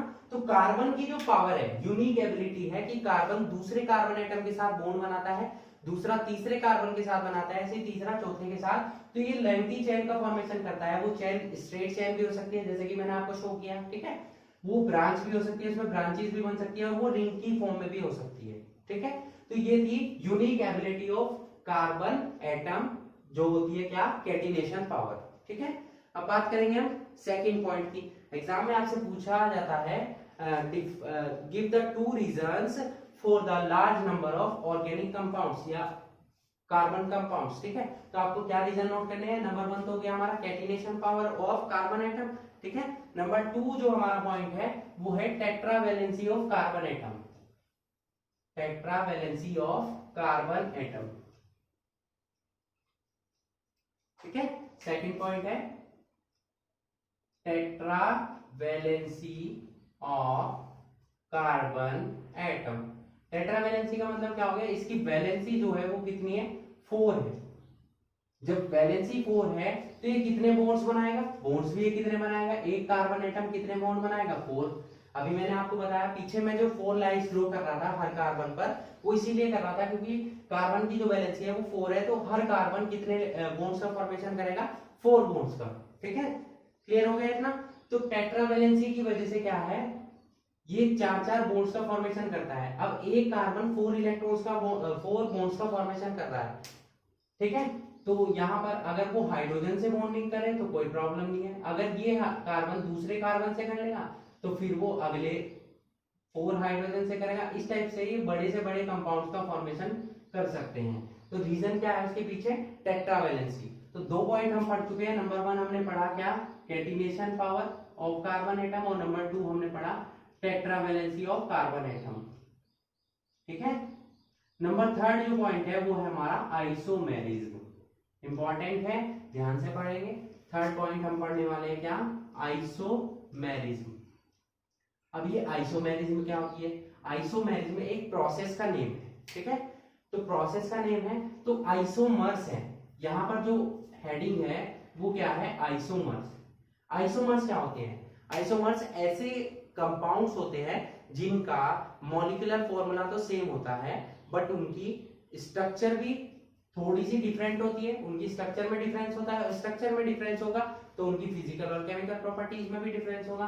ठीक है, तो आइसोमर्स क्या होते हैं, ऐसे कंपाउंड जिनका मॉलिक्यूलर फॉर्मूला सेम हो, ऐसे कंपाउंड जिनका मॉलिक्यूलर फॉर्मूला तो सेम हो बट उनकी फिजिकल और chemical properties, but physical and chemical properties are different. और वो किसकी वजह से होती है डिफरेंट, उनकी स्ट्रक्चर की वजह से। इनका फॉर्मूला सेम रहेगा। फॉर एग्जांपल मैं आपको सिंपल एग्जांपल बताता हूं। एग्जांपल हम देख रहे हैं यहां पर नॉर्मल पेंटेन, नंबर 2 आइसोपेंटेन, और नंबर 3 नियोपेंटेन। ये पेंटेन का मतलब क्या होता है? पेंटेन का मतलब होता है पेंट। पेंट का मतलब होता है बच्चों 5 कार्बन। कितने कार्बन हो गए? 5। अभी मैं आपको पढ़ा दूंगा आगे, बट पेंटेन का ध्यान रखना है कि इसमें कितने कार्बन हो गए? 5। तो इन तीनों ही कंपाउंड्स का जो फॉर्मूला है वो कितना है? C5H12। क्या फॉर्मूला है इसका? C5H12।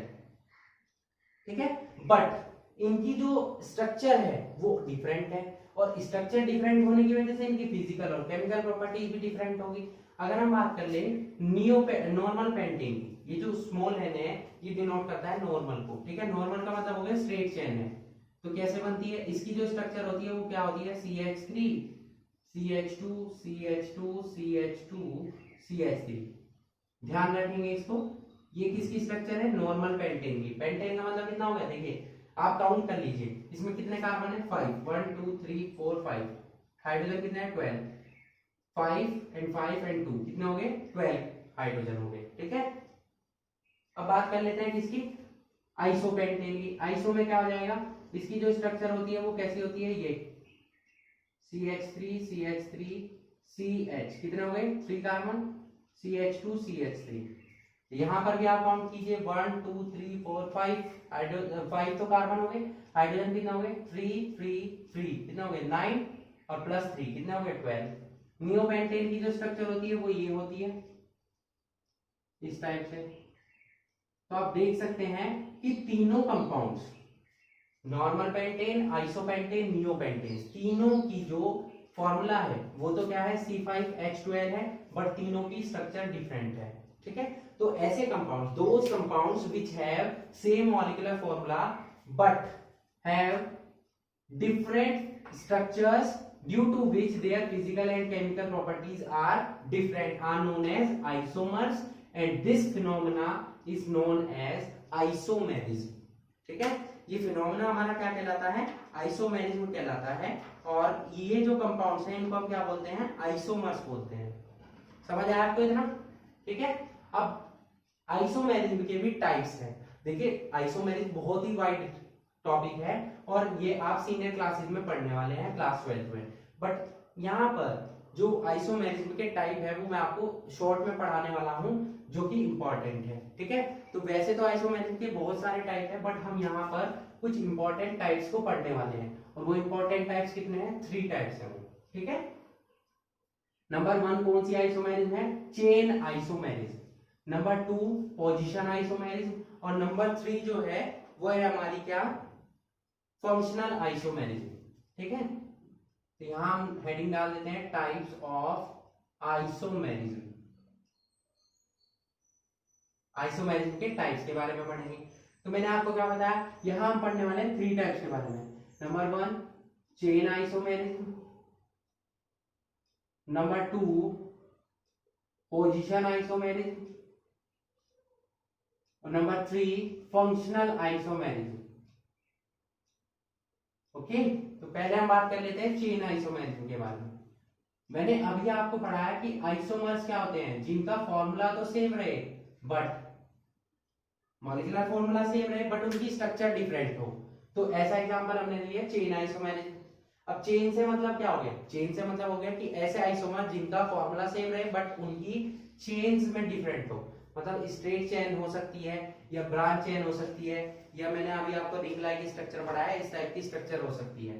ठीक है, तो एग्जांपल देख लेते हैं।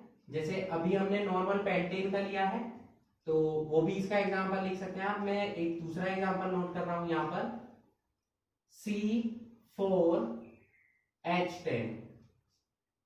ठीक है, क्या नोट किया मैंने? Example C4H10। ये किसका फॉर्मूला है? ये ब्यूटेन का फॉर्मूला है। देखिए मैं आपको एक्सप्लेन कर देता हूं।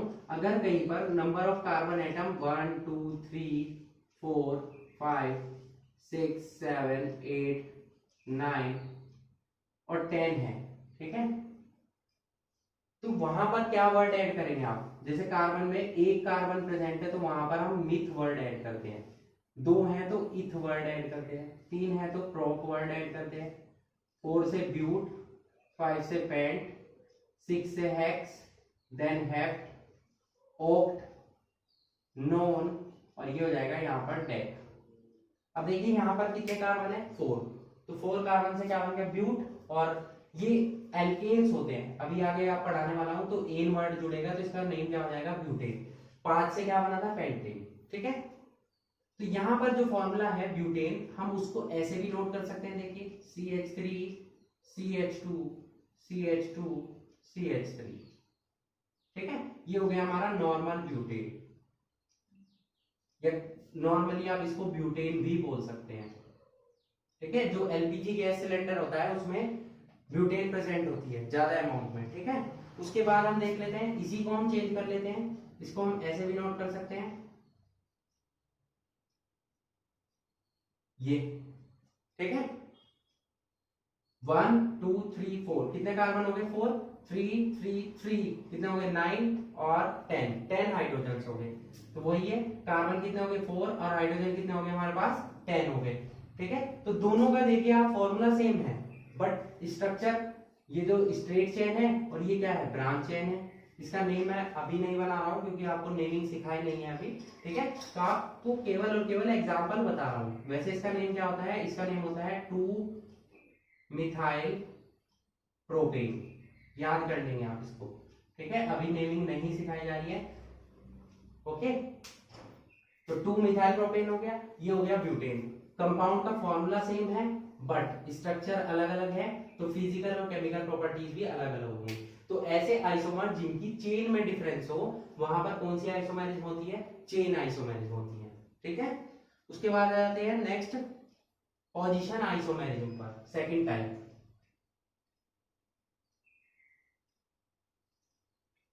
सेकंड टाइप की कौन सी आइसोमेरिज्म है हमारी? Position isomerism. पोजीशन से मतलब क्लियर हो गया होगा कि यहां पर किसका डिफरेंस आएगा?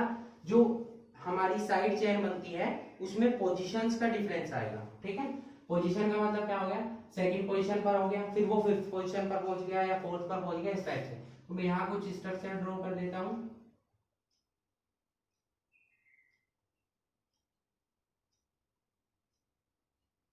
ये मैंने स्ट्रक्चर ड्रॉ की, उसके बाद मैंने दूसरी स्ट्रक्चर में यहां पर ड्रॉ कर रहा हूं।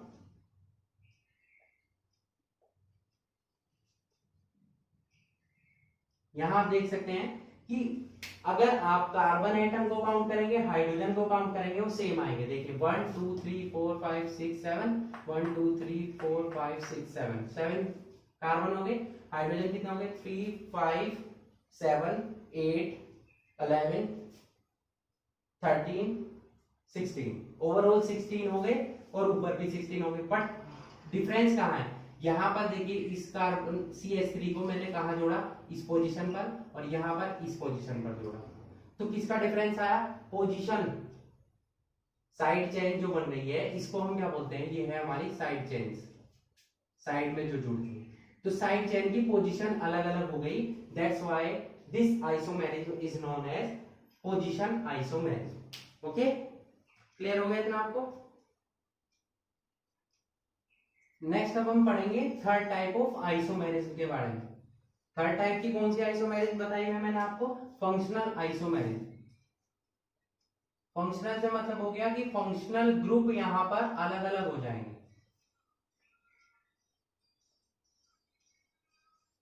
तो फंक्शनल ग्रुप कैसे अलग अलग होंगे?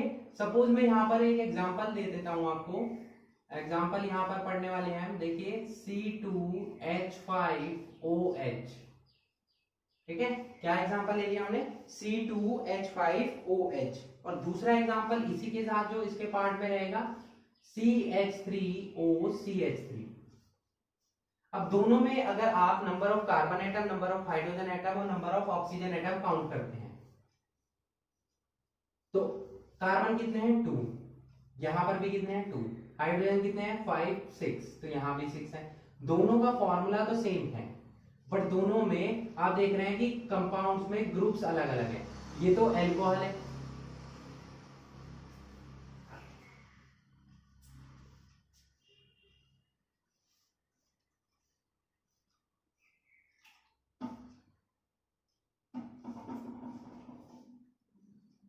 दोनों में ग्रुप्स अलग अलग हैं। ये तो आप देख रहे हैं यहाँ पर कौन सा ग्रुप है, एल्कोहल ग्रुप है। इसका नेम क्या होता है बच्चों, इसका नेम होता है इथाइल एल्कोहल। ठीक है, जो ड्रिंक होती है, शराब होती है, उसका फॉर्मूला है C2H5OH। और ये क्या होता है, इसका फॉर्मूला, ये नेम होता है डाई मिथाइल ईथर। ये एक ईथर है, ठीक है, जो कि पेंट वगैरह रिमूव करने के लिए यूज किया जाता है। तो दोनों में आप देख सकते हैं कि दोनों का फॉर्मूला सेम है, बट उनके जो फंक्शनल ग्रुप्स हैं, इसमें एल्कोहल प्रेजेंट है, ये फंक्शनल ग्रुप है, और ये क्या है, ईथर है। तो दोनों के फंक्शनल ग्रुप अलग होंगे, फॉर्मूला सेम है बट फंक्शनल ग्रुप क्या होंगे, अलग अलग होंगे। ठीक है, फंक्शनल ग्रुप्स क्या होते हैं अभी मैं आपको एक्सप्लेन करने वाला हूँ। ठीक है, नेक्स्ट हेडिंग में। तो यहाँ पर दोनों के फंक्शनल ग्रुप अलग अलग हैं, तो यहाँ पर आइसोमेरिज्म कौन सी होगी, फंक्शनल आइसोमेरिज्म। तो ये जो टॉपिक था हमारा आइसोमेरिज्म का, ये यहाँ पर कंप्लीट हो जाता है कि आइसोमेरिज्म क्या होते हैं। आई होप आपको अच्छे से क्लियर हो चुका होगा आइसोमर्स क्या होते हैं और आइसोमेरिज्म, उसके टाइप्स मैंने आपको पढ़ा दिए हैं। अब हम नेक्स्ट हेडिंग पढ़ने वाले हैं हाइड्रोकार्बन्स के बारे में। ओके, ये हाइड्रोकार्बन्स क्या होते हैं।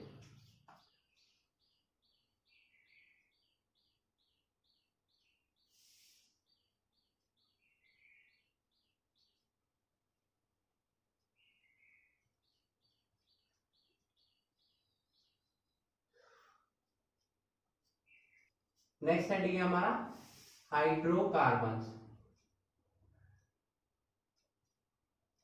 स्टार्टिंग में ही मैंने आपको बताया था जितने ऑर्गेनिक कंपाउंड्स हैं वो किससे मिलकर बने होते हैं, वो हाइड्रोकार्बन से मिलकर बने होते हैं। तो हाइड्रोकार्बन्स क्या होते हैं, the organic compounds which contains carbon and hydrogen, जिनमें कार्बन प्रेजेंट होता है और साथ में क्या प्रेजेंट होता है, हाइड्रोजन प्रेजेंट होता है, उन सभी को हम क्या बोलते हैं, हाइड्रोकार्बन्स बोलते हैं। जितने भी ऑर्गेनिक कंपाउंड्स हैं उन सभी के पेरेंट्स जो होते हैं, पेरेंट्स कंपाउंड्स होते हैं, वो क्या होते हैं, हाइड्रोकार्बन्स। इन्हीं से मिलकर बने होते हैं सभी ऑर्गेनिक कंपाउंड्स। अब इनके सोर्सेज क्या होते हैं, हाइड्रोकार्बन्स हमें मिलते कहां से हैं, तो ये हमें मिलते हैं किससे, पेट्रोलियम से। पेट्रोल की बात नहीं हो रही, पेट्रोल भी एक कंपाउंड है, पेट्रोलियम बोल रहा हूं जो कि एक रेंज है अलग अलग कंपाउंड्स की, ऑर्गेनिक कंपाउंड्स की।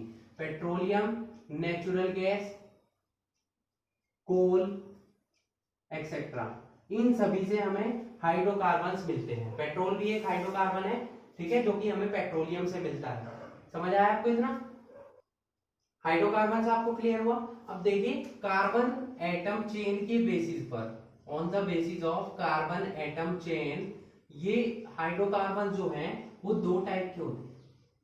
ठीक है, कार्बन एटम के चेन के बेसिस पर हाइड्रोकार्बन दो टाइप के होते हैं, एक तो होते हैं एसाइक्लिक और दूसरे होते हैं साइक्लिक, या इन्हीं को हम क्या बोल सकते हैं, closed chain hydrocarbons, closed chain hydrocarbons. Okay, और इसको हम क्या बोल सकते हैं, ये तो हो जाएगा एसाइक्लिक, जो होगा वो हो जाएगा ओपन चेन हाइड्रोकार्बन्स, और ये हो जाएगा क्लोज्ड चेन हाइड्रोकार्बन्स। ठीक है, साइक्लिक जो होगा उसको हम क्या बोलेंगे, क्लोज्ड चेन हाइड्रोकार्बन्स, और जो एसाइक्लिक होगा उसको हम क्या बोलेंगे, ओपन चेन हाइड्रोकार्बन्स। ठीक है, अब इनके भी टाइप्स होते हैं, पहले हम बात करेंगे एसाइक्लिक के बारे में। ओके,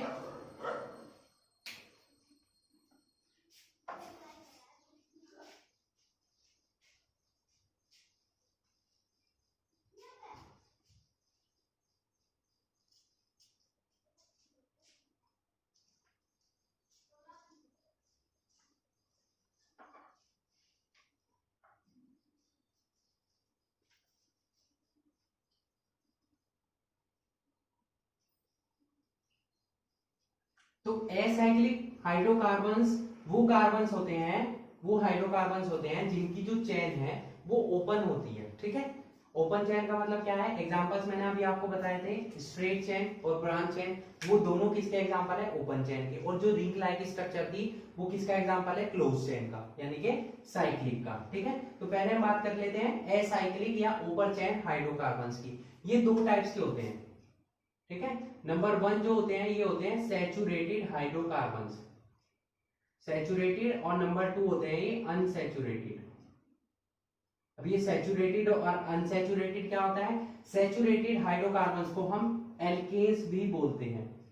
जितने एल्केन्स हैं वो सभी सैचुरेटेड होते हैं, या कार्बन कार्बन के बीच में, सिंपली समझिए जहां पर कार्बन कार्बन के बीच में सिंगल बॉन्ड प्रेजेंट हो वो सभी हाइड्रोकार्बन्स कैसे होते हैं? Saturated hydrocarbons. एग्जांपल्स में समझाऊंगा अभी आपको।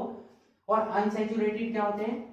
एल्कीन्स एंड एल्काइंस, यानी कि जहां पर कार्बन कार्बन के बीच में डबल बॉन्ड हो और कार्बन कार्बन के बीच में ट्रिपल बॉन्ड हो, वो सभी क्या होते हैं? अनसैचुरेटेड।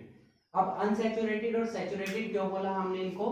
क्योंकि जो कार्बन कार्बन के बीच में सिंगल बॉन्ड है वो कम रिएक्टिव होते हैं और इनको अदर एटम से रिएक्शन की रिक्वायरमेंट होती है, इसीलिए अनसैचुरेटेड होते हैं। जैसे हम एल्केन्स की बात करें तो एल्केन्स का जो फॉर्मूला होता है, एल्केन्स एल्केन्स ये हो गया एल्कीन्स, और यहां मैं नोट कर रहा हूं एल्काइंस। ठीक है, एल्केन्स का फॉर्मूला होता है CnH2n+2, जनरल फॉर्मूला। एल्कीन्स का फॉर्मूला होता है CnH2n, और एल्काइंस का होता है CnH2n-2। ठीक है, तो यहां पर एल्केन्स अगर हम n की जगह में 1 रखता हूं तो इसका फॉर्मूला क्या बनेगा? 1 रखने पर CH4, फिर बनेगा C2H6, फिर बनेगा C3H8, ऐसे बनते चले जाएंगे। ठीक है, सभी के बीच में सिंगल बॉन्ड प्रेजेंट होगा, यहाँ पर सभी के बीच में सिंगल बॉन्ड प्रेजेंट होगा। फॉर एग्जांपल मैं CH4 की स्ट्रक्चर बनाता हूं, तो अभी मैंने आपको सिखाई थी, इस टाइप से बन जाएगी CH4 की। तो सभी बॉन्ड्स कैसे हैं? सिंगल बॉन्ड है, तो इसीलिए ये एल्केन्स है, और इसको हम क्या बोलेंगे? Saturated hydrocarbons. ठीक है, अब बात करेंगे हम एल्कीन्स की। इसका फॉर्मूला जब आप रखेंगे तो n की जगह यहाँ पर, यहाँ तो n = 1 से रखना स्टार्ट करेंगे। ठीक है, और यहाँ n = 2 से रखना स्टार्ट करेंगे, 1 से नहीं बनेगा। ठीक है, तो C2H4 हो जाएगा यहाँ पर, फिर हो जाएगा C3H6 हो जाएगा, इस टाइप से। यहाँ कार्बन कार्बन के बीच में डबल बॉन्ड आएगा, इसकी स्ट्रक्चर मैंने अभी आपको बनाकर दिखाई थी। और यहाँ क्या आएगा? n = किससे शुरू करेंगे हम? जब यहाँ पर हम 3 से रखना स्टार्ट करेंगे, 2 से। ठीक है, 2 रखेंगे यहाँ पर, तो C2H2 एसिटिलीन गैस अभी पढ़ाई है मैंने आपको। जब यहाँ पर हम 3 रखेंगे तो यहाँ कितना हो जाएगा? C2H2 हो गया, यहाँ हम 3 रखेंगे तो 3 यहाँ आ जाएगा, और यहाँ आ जाएगा 3 × 6, 6 में से 2 गए, कितने बचेंगे? 4, इस टाइप से। ठीक है, तो ये सभी, ये तो क्या है? अनसैचुरेटेड है, क्योंकि इनके बीच में डबल बॉन्ड और ट्रिपल बॉन्ड प्रेजेंट होगा, और जिसके बीच में सिंगल सिंगल बॉन्ड प्रेजेंट होंगे वो सभी क्या होंगे? सैचुरेटेड हाइड्रोकार्बन्स होंगे। तो ये असाइक्लिक और ओपन चेन हाइड्रोकार्बन्स दो टाइप के होंगे। ओपन चेन क्यों बोला? क्योंकि इनकी चेन आप देख सकते हैं ओपन है। ठीक है, क्लियर हो गया? तो असाइक्लिक हाइड्रोकार्बन्स दो टाइप के होंगे, सैचुरेटेड और अनसैचुरेटेड। जिसमें कार्बन कार्बन के बीच में सिंगल बॉन्ड प्रेजेंट होगा वो सैचुरेटेड हाइड्रोकार्बन्स या एल्केन्स हम उन्हें बोल सकते हैं, और जिनके बीच में कार्बन कार्बन डबल बॉन्ड और carbon carbon triple bond present होगा वो सभी क्या होंगे?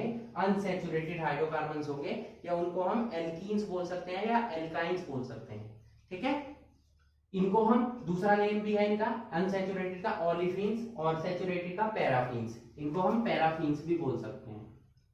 ठीक है, अगर कहीं आपको बुक में लिखा हुआ मिले तो आप कंफ्यूज मत होइएगा कि पैराफिन्स क्या होते हैं। ओके, क्लियर हो गया आपको? असाइक्लिक और ओपन चेन। अब सेकंड पार्ट पर चलते हैं हम। सेकंड है हमारे साइक्लिक और closed chain hydrocarbons.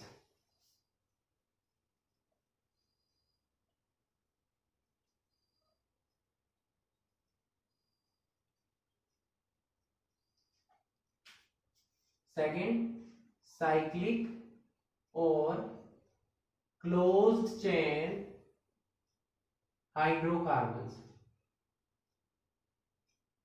Okay,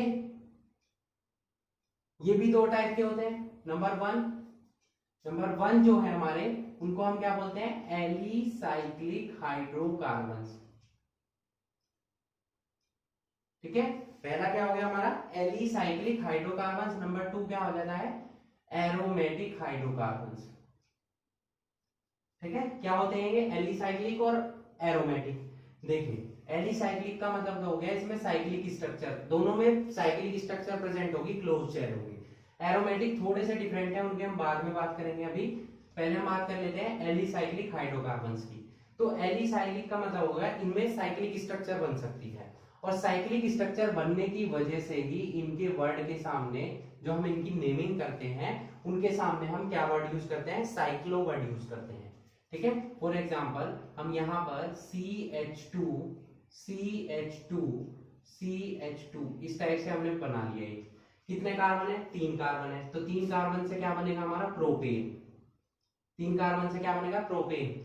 single bond है सारे तो एन वर्ड जुड़ेगा, अगर डबल बॉन्ड होता तो इन वर्ड जुड़ता, और ट्रिपल होता तो आइन वर्ड जुड़ता। ठीक है, अब सभी सिंगल बॉन्ड है इसलिए प्रोपेन बना। अब क्योंकि ये साइक्लिक स्ट्रक्चर है, बंद है, पूरी तरीके से बंद है, देखो ये इससे जुड़ा हुआ है, ये इससे जुड़ा हुआ है, ये मत सोचेगा कि यहाँ से ओपन है, बॉन्डिंग पर डिपेंड करता है। ये यहाँ पर बॉन्डिंग कर चुका है, तो दैट मींस ये क्या है, साइक्लिक स्ट्रक्चर है। इसीलिए इसके नेम से वर्ड से पहले हम क्या जोड़ेंगे, साइक्लो। इसका नेम क्या बनेगा, साइक्लोप्रोपेन। अगर हम 4 कार्बन ले लें इस टाइप से,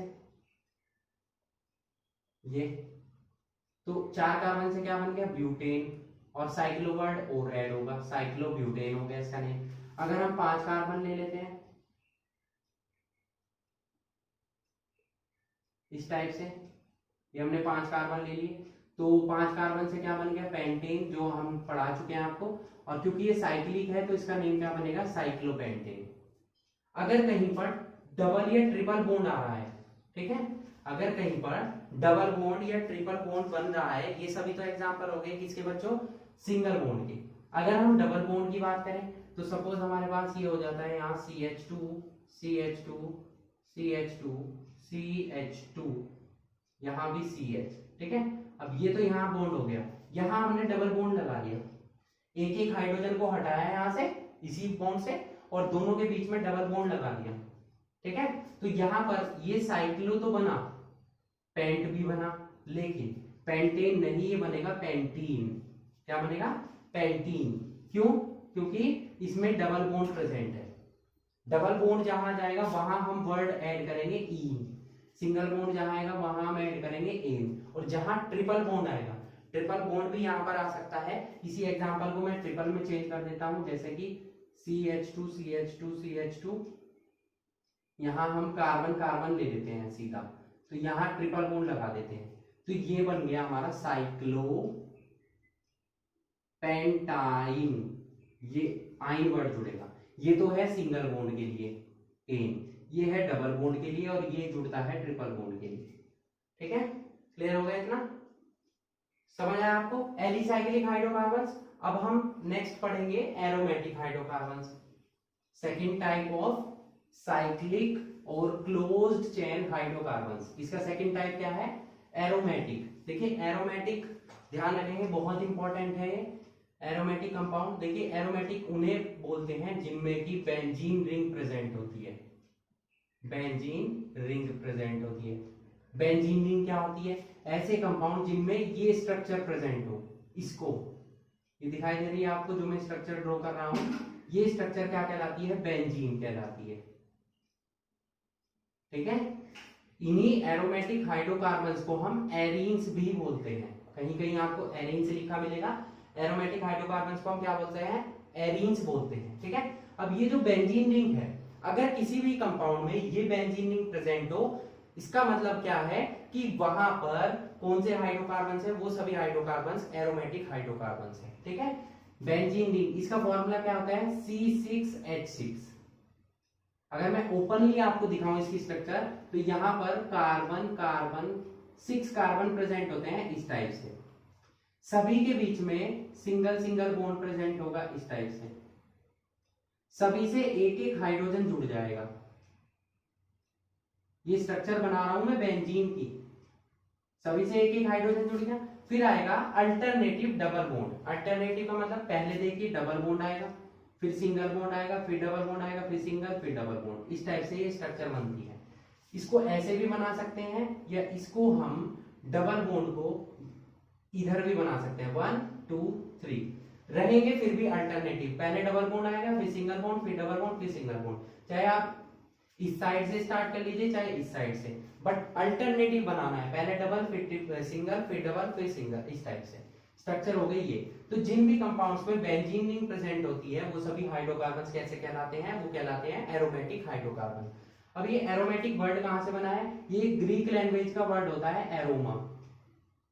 एरोमा का मतलब होता है स्वीट स्मेल, स्वीट स्मेल, वहां से ये वर्ड आया क्योंकि बेंजीन के जो कंपाउंड्स हैं उनमें से स्वीट स्मेल आती थी स्टार्टिंग में, बेंजीन में से आती है, इसीलिए इसका नेम क्या रख दिया, एरोमेटिक कंपाउंड्स रख दिया।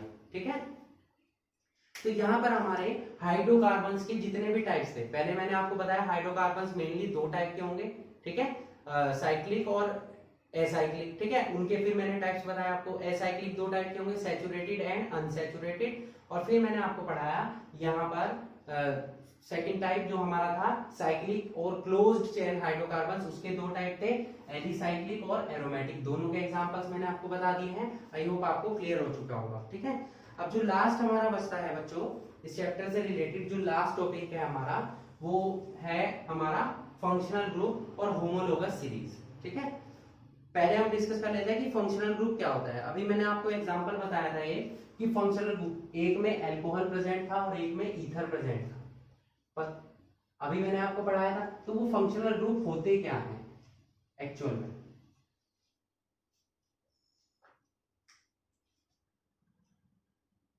फंक्शनल ग्रुप, पहले हम पढ़ेंगे फंक्शनल ग्रुप के बारे में और उसके बाद हम पढ़ेंगे होमोलोगस सीरीज के बारे में। ओके, तो क्या होता है बच्चों फंक्शनल ग्रुप, पहले हम इसकी डेफिनेशन नोट कर लेते हैं। फंक्शनल ग्रुप क्या होता है, if functional group may be defined as an atom or a group of atom which is responsible for most of the characteristic chemical properties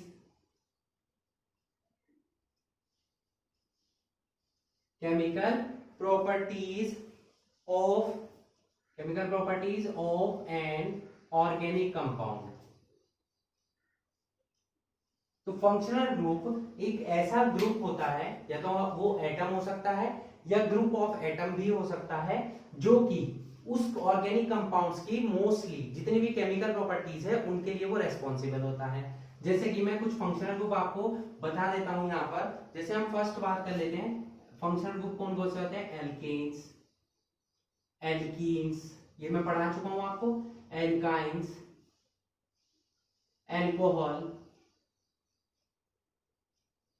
aldehydes, ethers, ketones. ठीक है, ये कुछ इंपॉर्टेंट मैंने आपको बताया, और भी फंक्शनल ग्रुप है। ठीक है, तो एल्केन्स, एल्केन्स में जहां कार्बन कार्बन सिंगल बॉन्ड होता है वो सभी क्या होते हैं, एल्केन्स। वहां पर कौन सा फंक्शनल ग्रुप होता है, एल्केन्स। ठीक है, जहां कार्बन कार्बन के बीच में सिंगल बॉन्ड होगा वहां पर एल्केन्स फंक्शनल ग्रुप होगा। जहां डबल बॉन्ड होगा वहां कौन सा होगा, एल्कीन्स। जहां ट्रिपल बॉन्ड होगा वहां कौन सा होगा, एल्काइंस। जहां आ जाएगा OH ग्रुप, कौन सा ग्रुप, OH ग्रुप, वो सभी क्या हो जाएंगे, एल्कोहल्स हो जाएंगे। एल्डिहाइड में जहां CHO ग्रुप आ जाएगा वो एल्डिहाइड्स हो जाएंगे।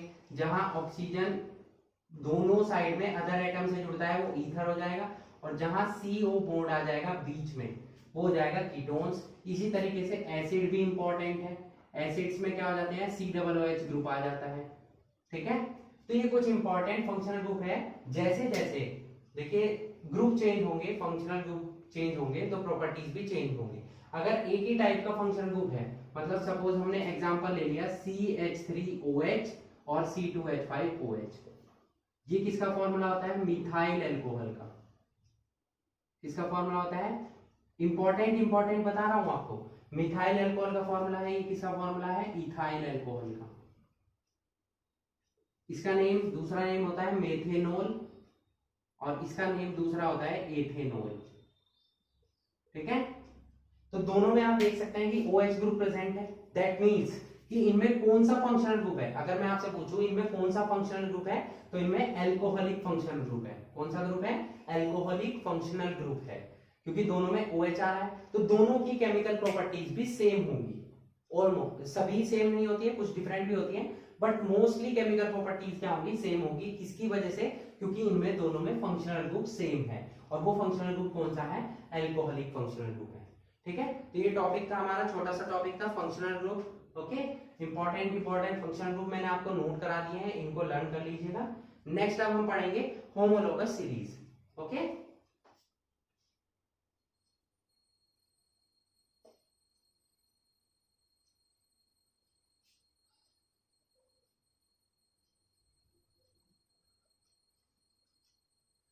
नेक्स्ट हेडिंग है हमारा होमोलोगस सीरीज। क्या पढ़ने वाले हैं हम? Homologous series. अब ये होमोलोगस सीरीज क्या होती है? होमोलोगस सीरीज ऐसे कंपाउंड्स की सीरीज को बोलते हैं जिनके बीच में सेम फंक्शनल ग्रुप होता है। फंक्शनल ग्रुप मैंने अभी आपको पढ़ाया, उनके बीच में सेम फंक्शनल ग्रुप होगा और उनके जो मेंबर्स हैं उनकी केमिकल प्रॉपर्टीज सेम होगी, बट किन्हीं भी दो एडजेसेंट मेंबर्स के बीच में, उस फैमिली के दो मेंबर्स के बीच में जो डिफरेंस होगा वो CH2 का डिफरेंस होगा। ठीक है, तो हम इसकी डेफिनेशन क्या नोट करेंगे? A series of compounds in which compounds have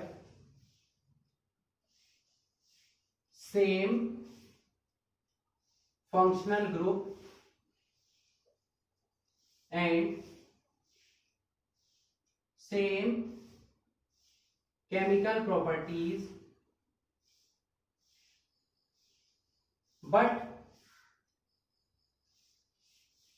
two adjacent members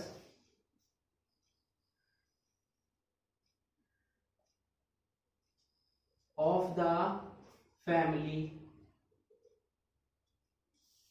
are differ in molecular formula by CH2। CH2 से पहले हम सिंगल बॉन्ड जरूर नोट करेंगे। ये जो है ये है क्या है? Single bond.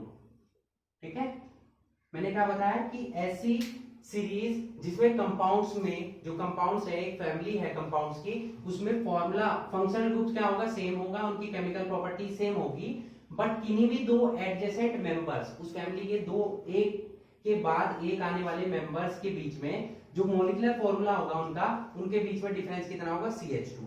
ठीक है, फॉर एग्जांपल, और इन मेंबर्स को हम क्या बोलते हैं? जो मेंबर्स होंगे, फैमिली के मेंबर्स होंगे, उनको हम क्या बोलते हैं? होमोलोग्यूस। क्या बोलते हैं? होमोलोग्यूस। ठीक है, एग्जांपल ले लेते हैं, जैसे हमने लिया पहले एल्कीन्स का, ले लेते हैं एग्जांपल। सिंपल एग्जांपल है, एल्कीन्स में पहला मेंबर है CH4। मैंने आपको एल्कीन्स का फॉर्मूला पढ़ाया था, CnH2n+2। तो n की जगह क्या रखेंगे? 1 2 3 4, ये सभी रखते चले जाएंगे। तो पहला मेंबर आएगा CH2, CH4।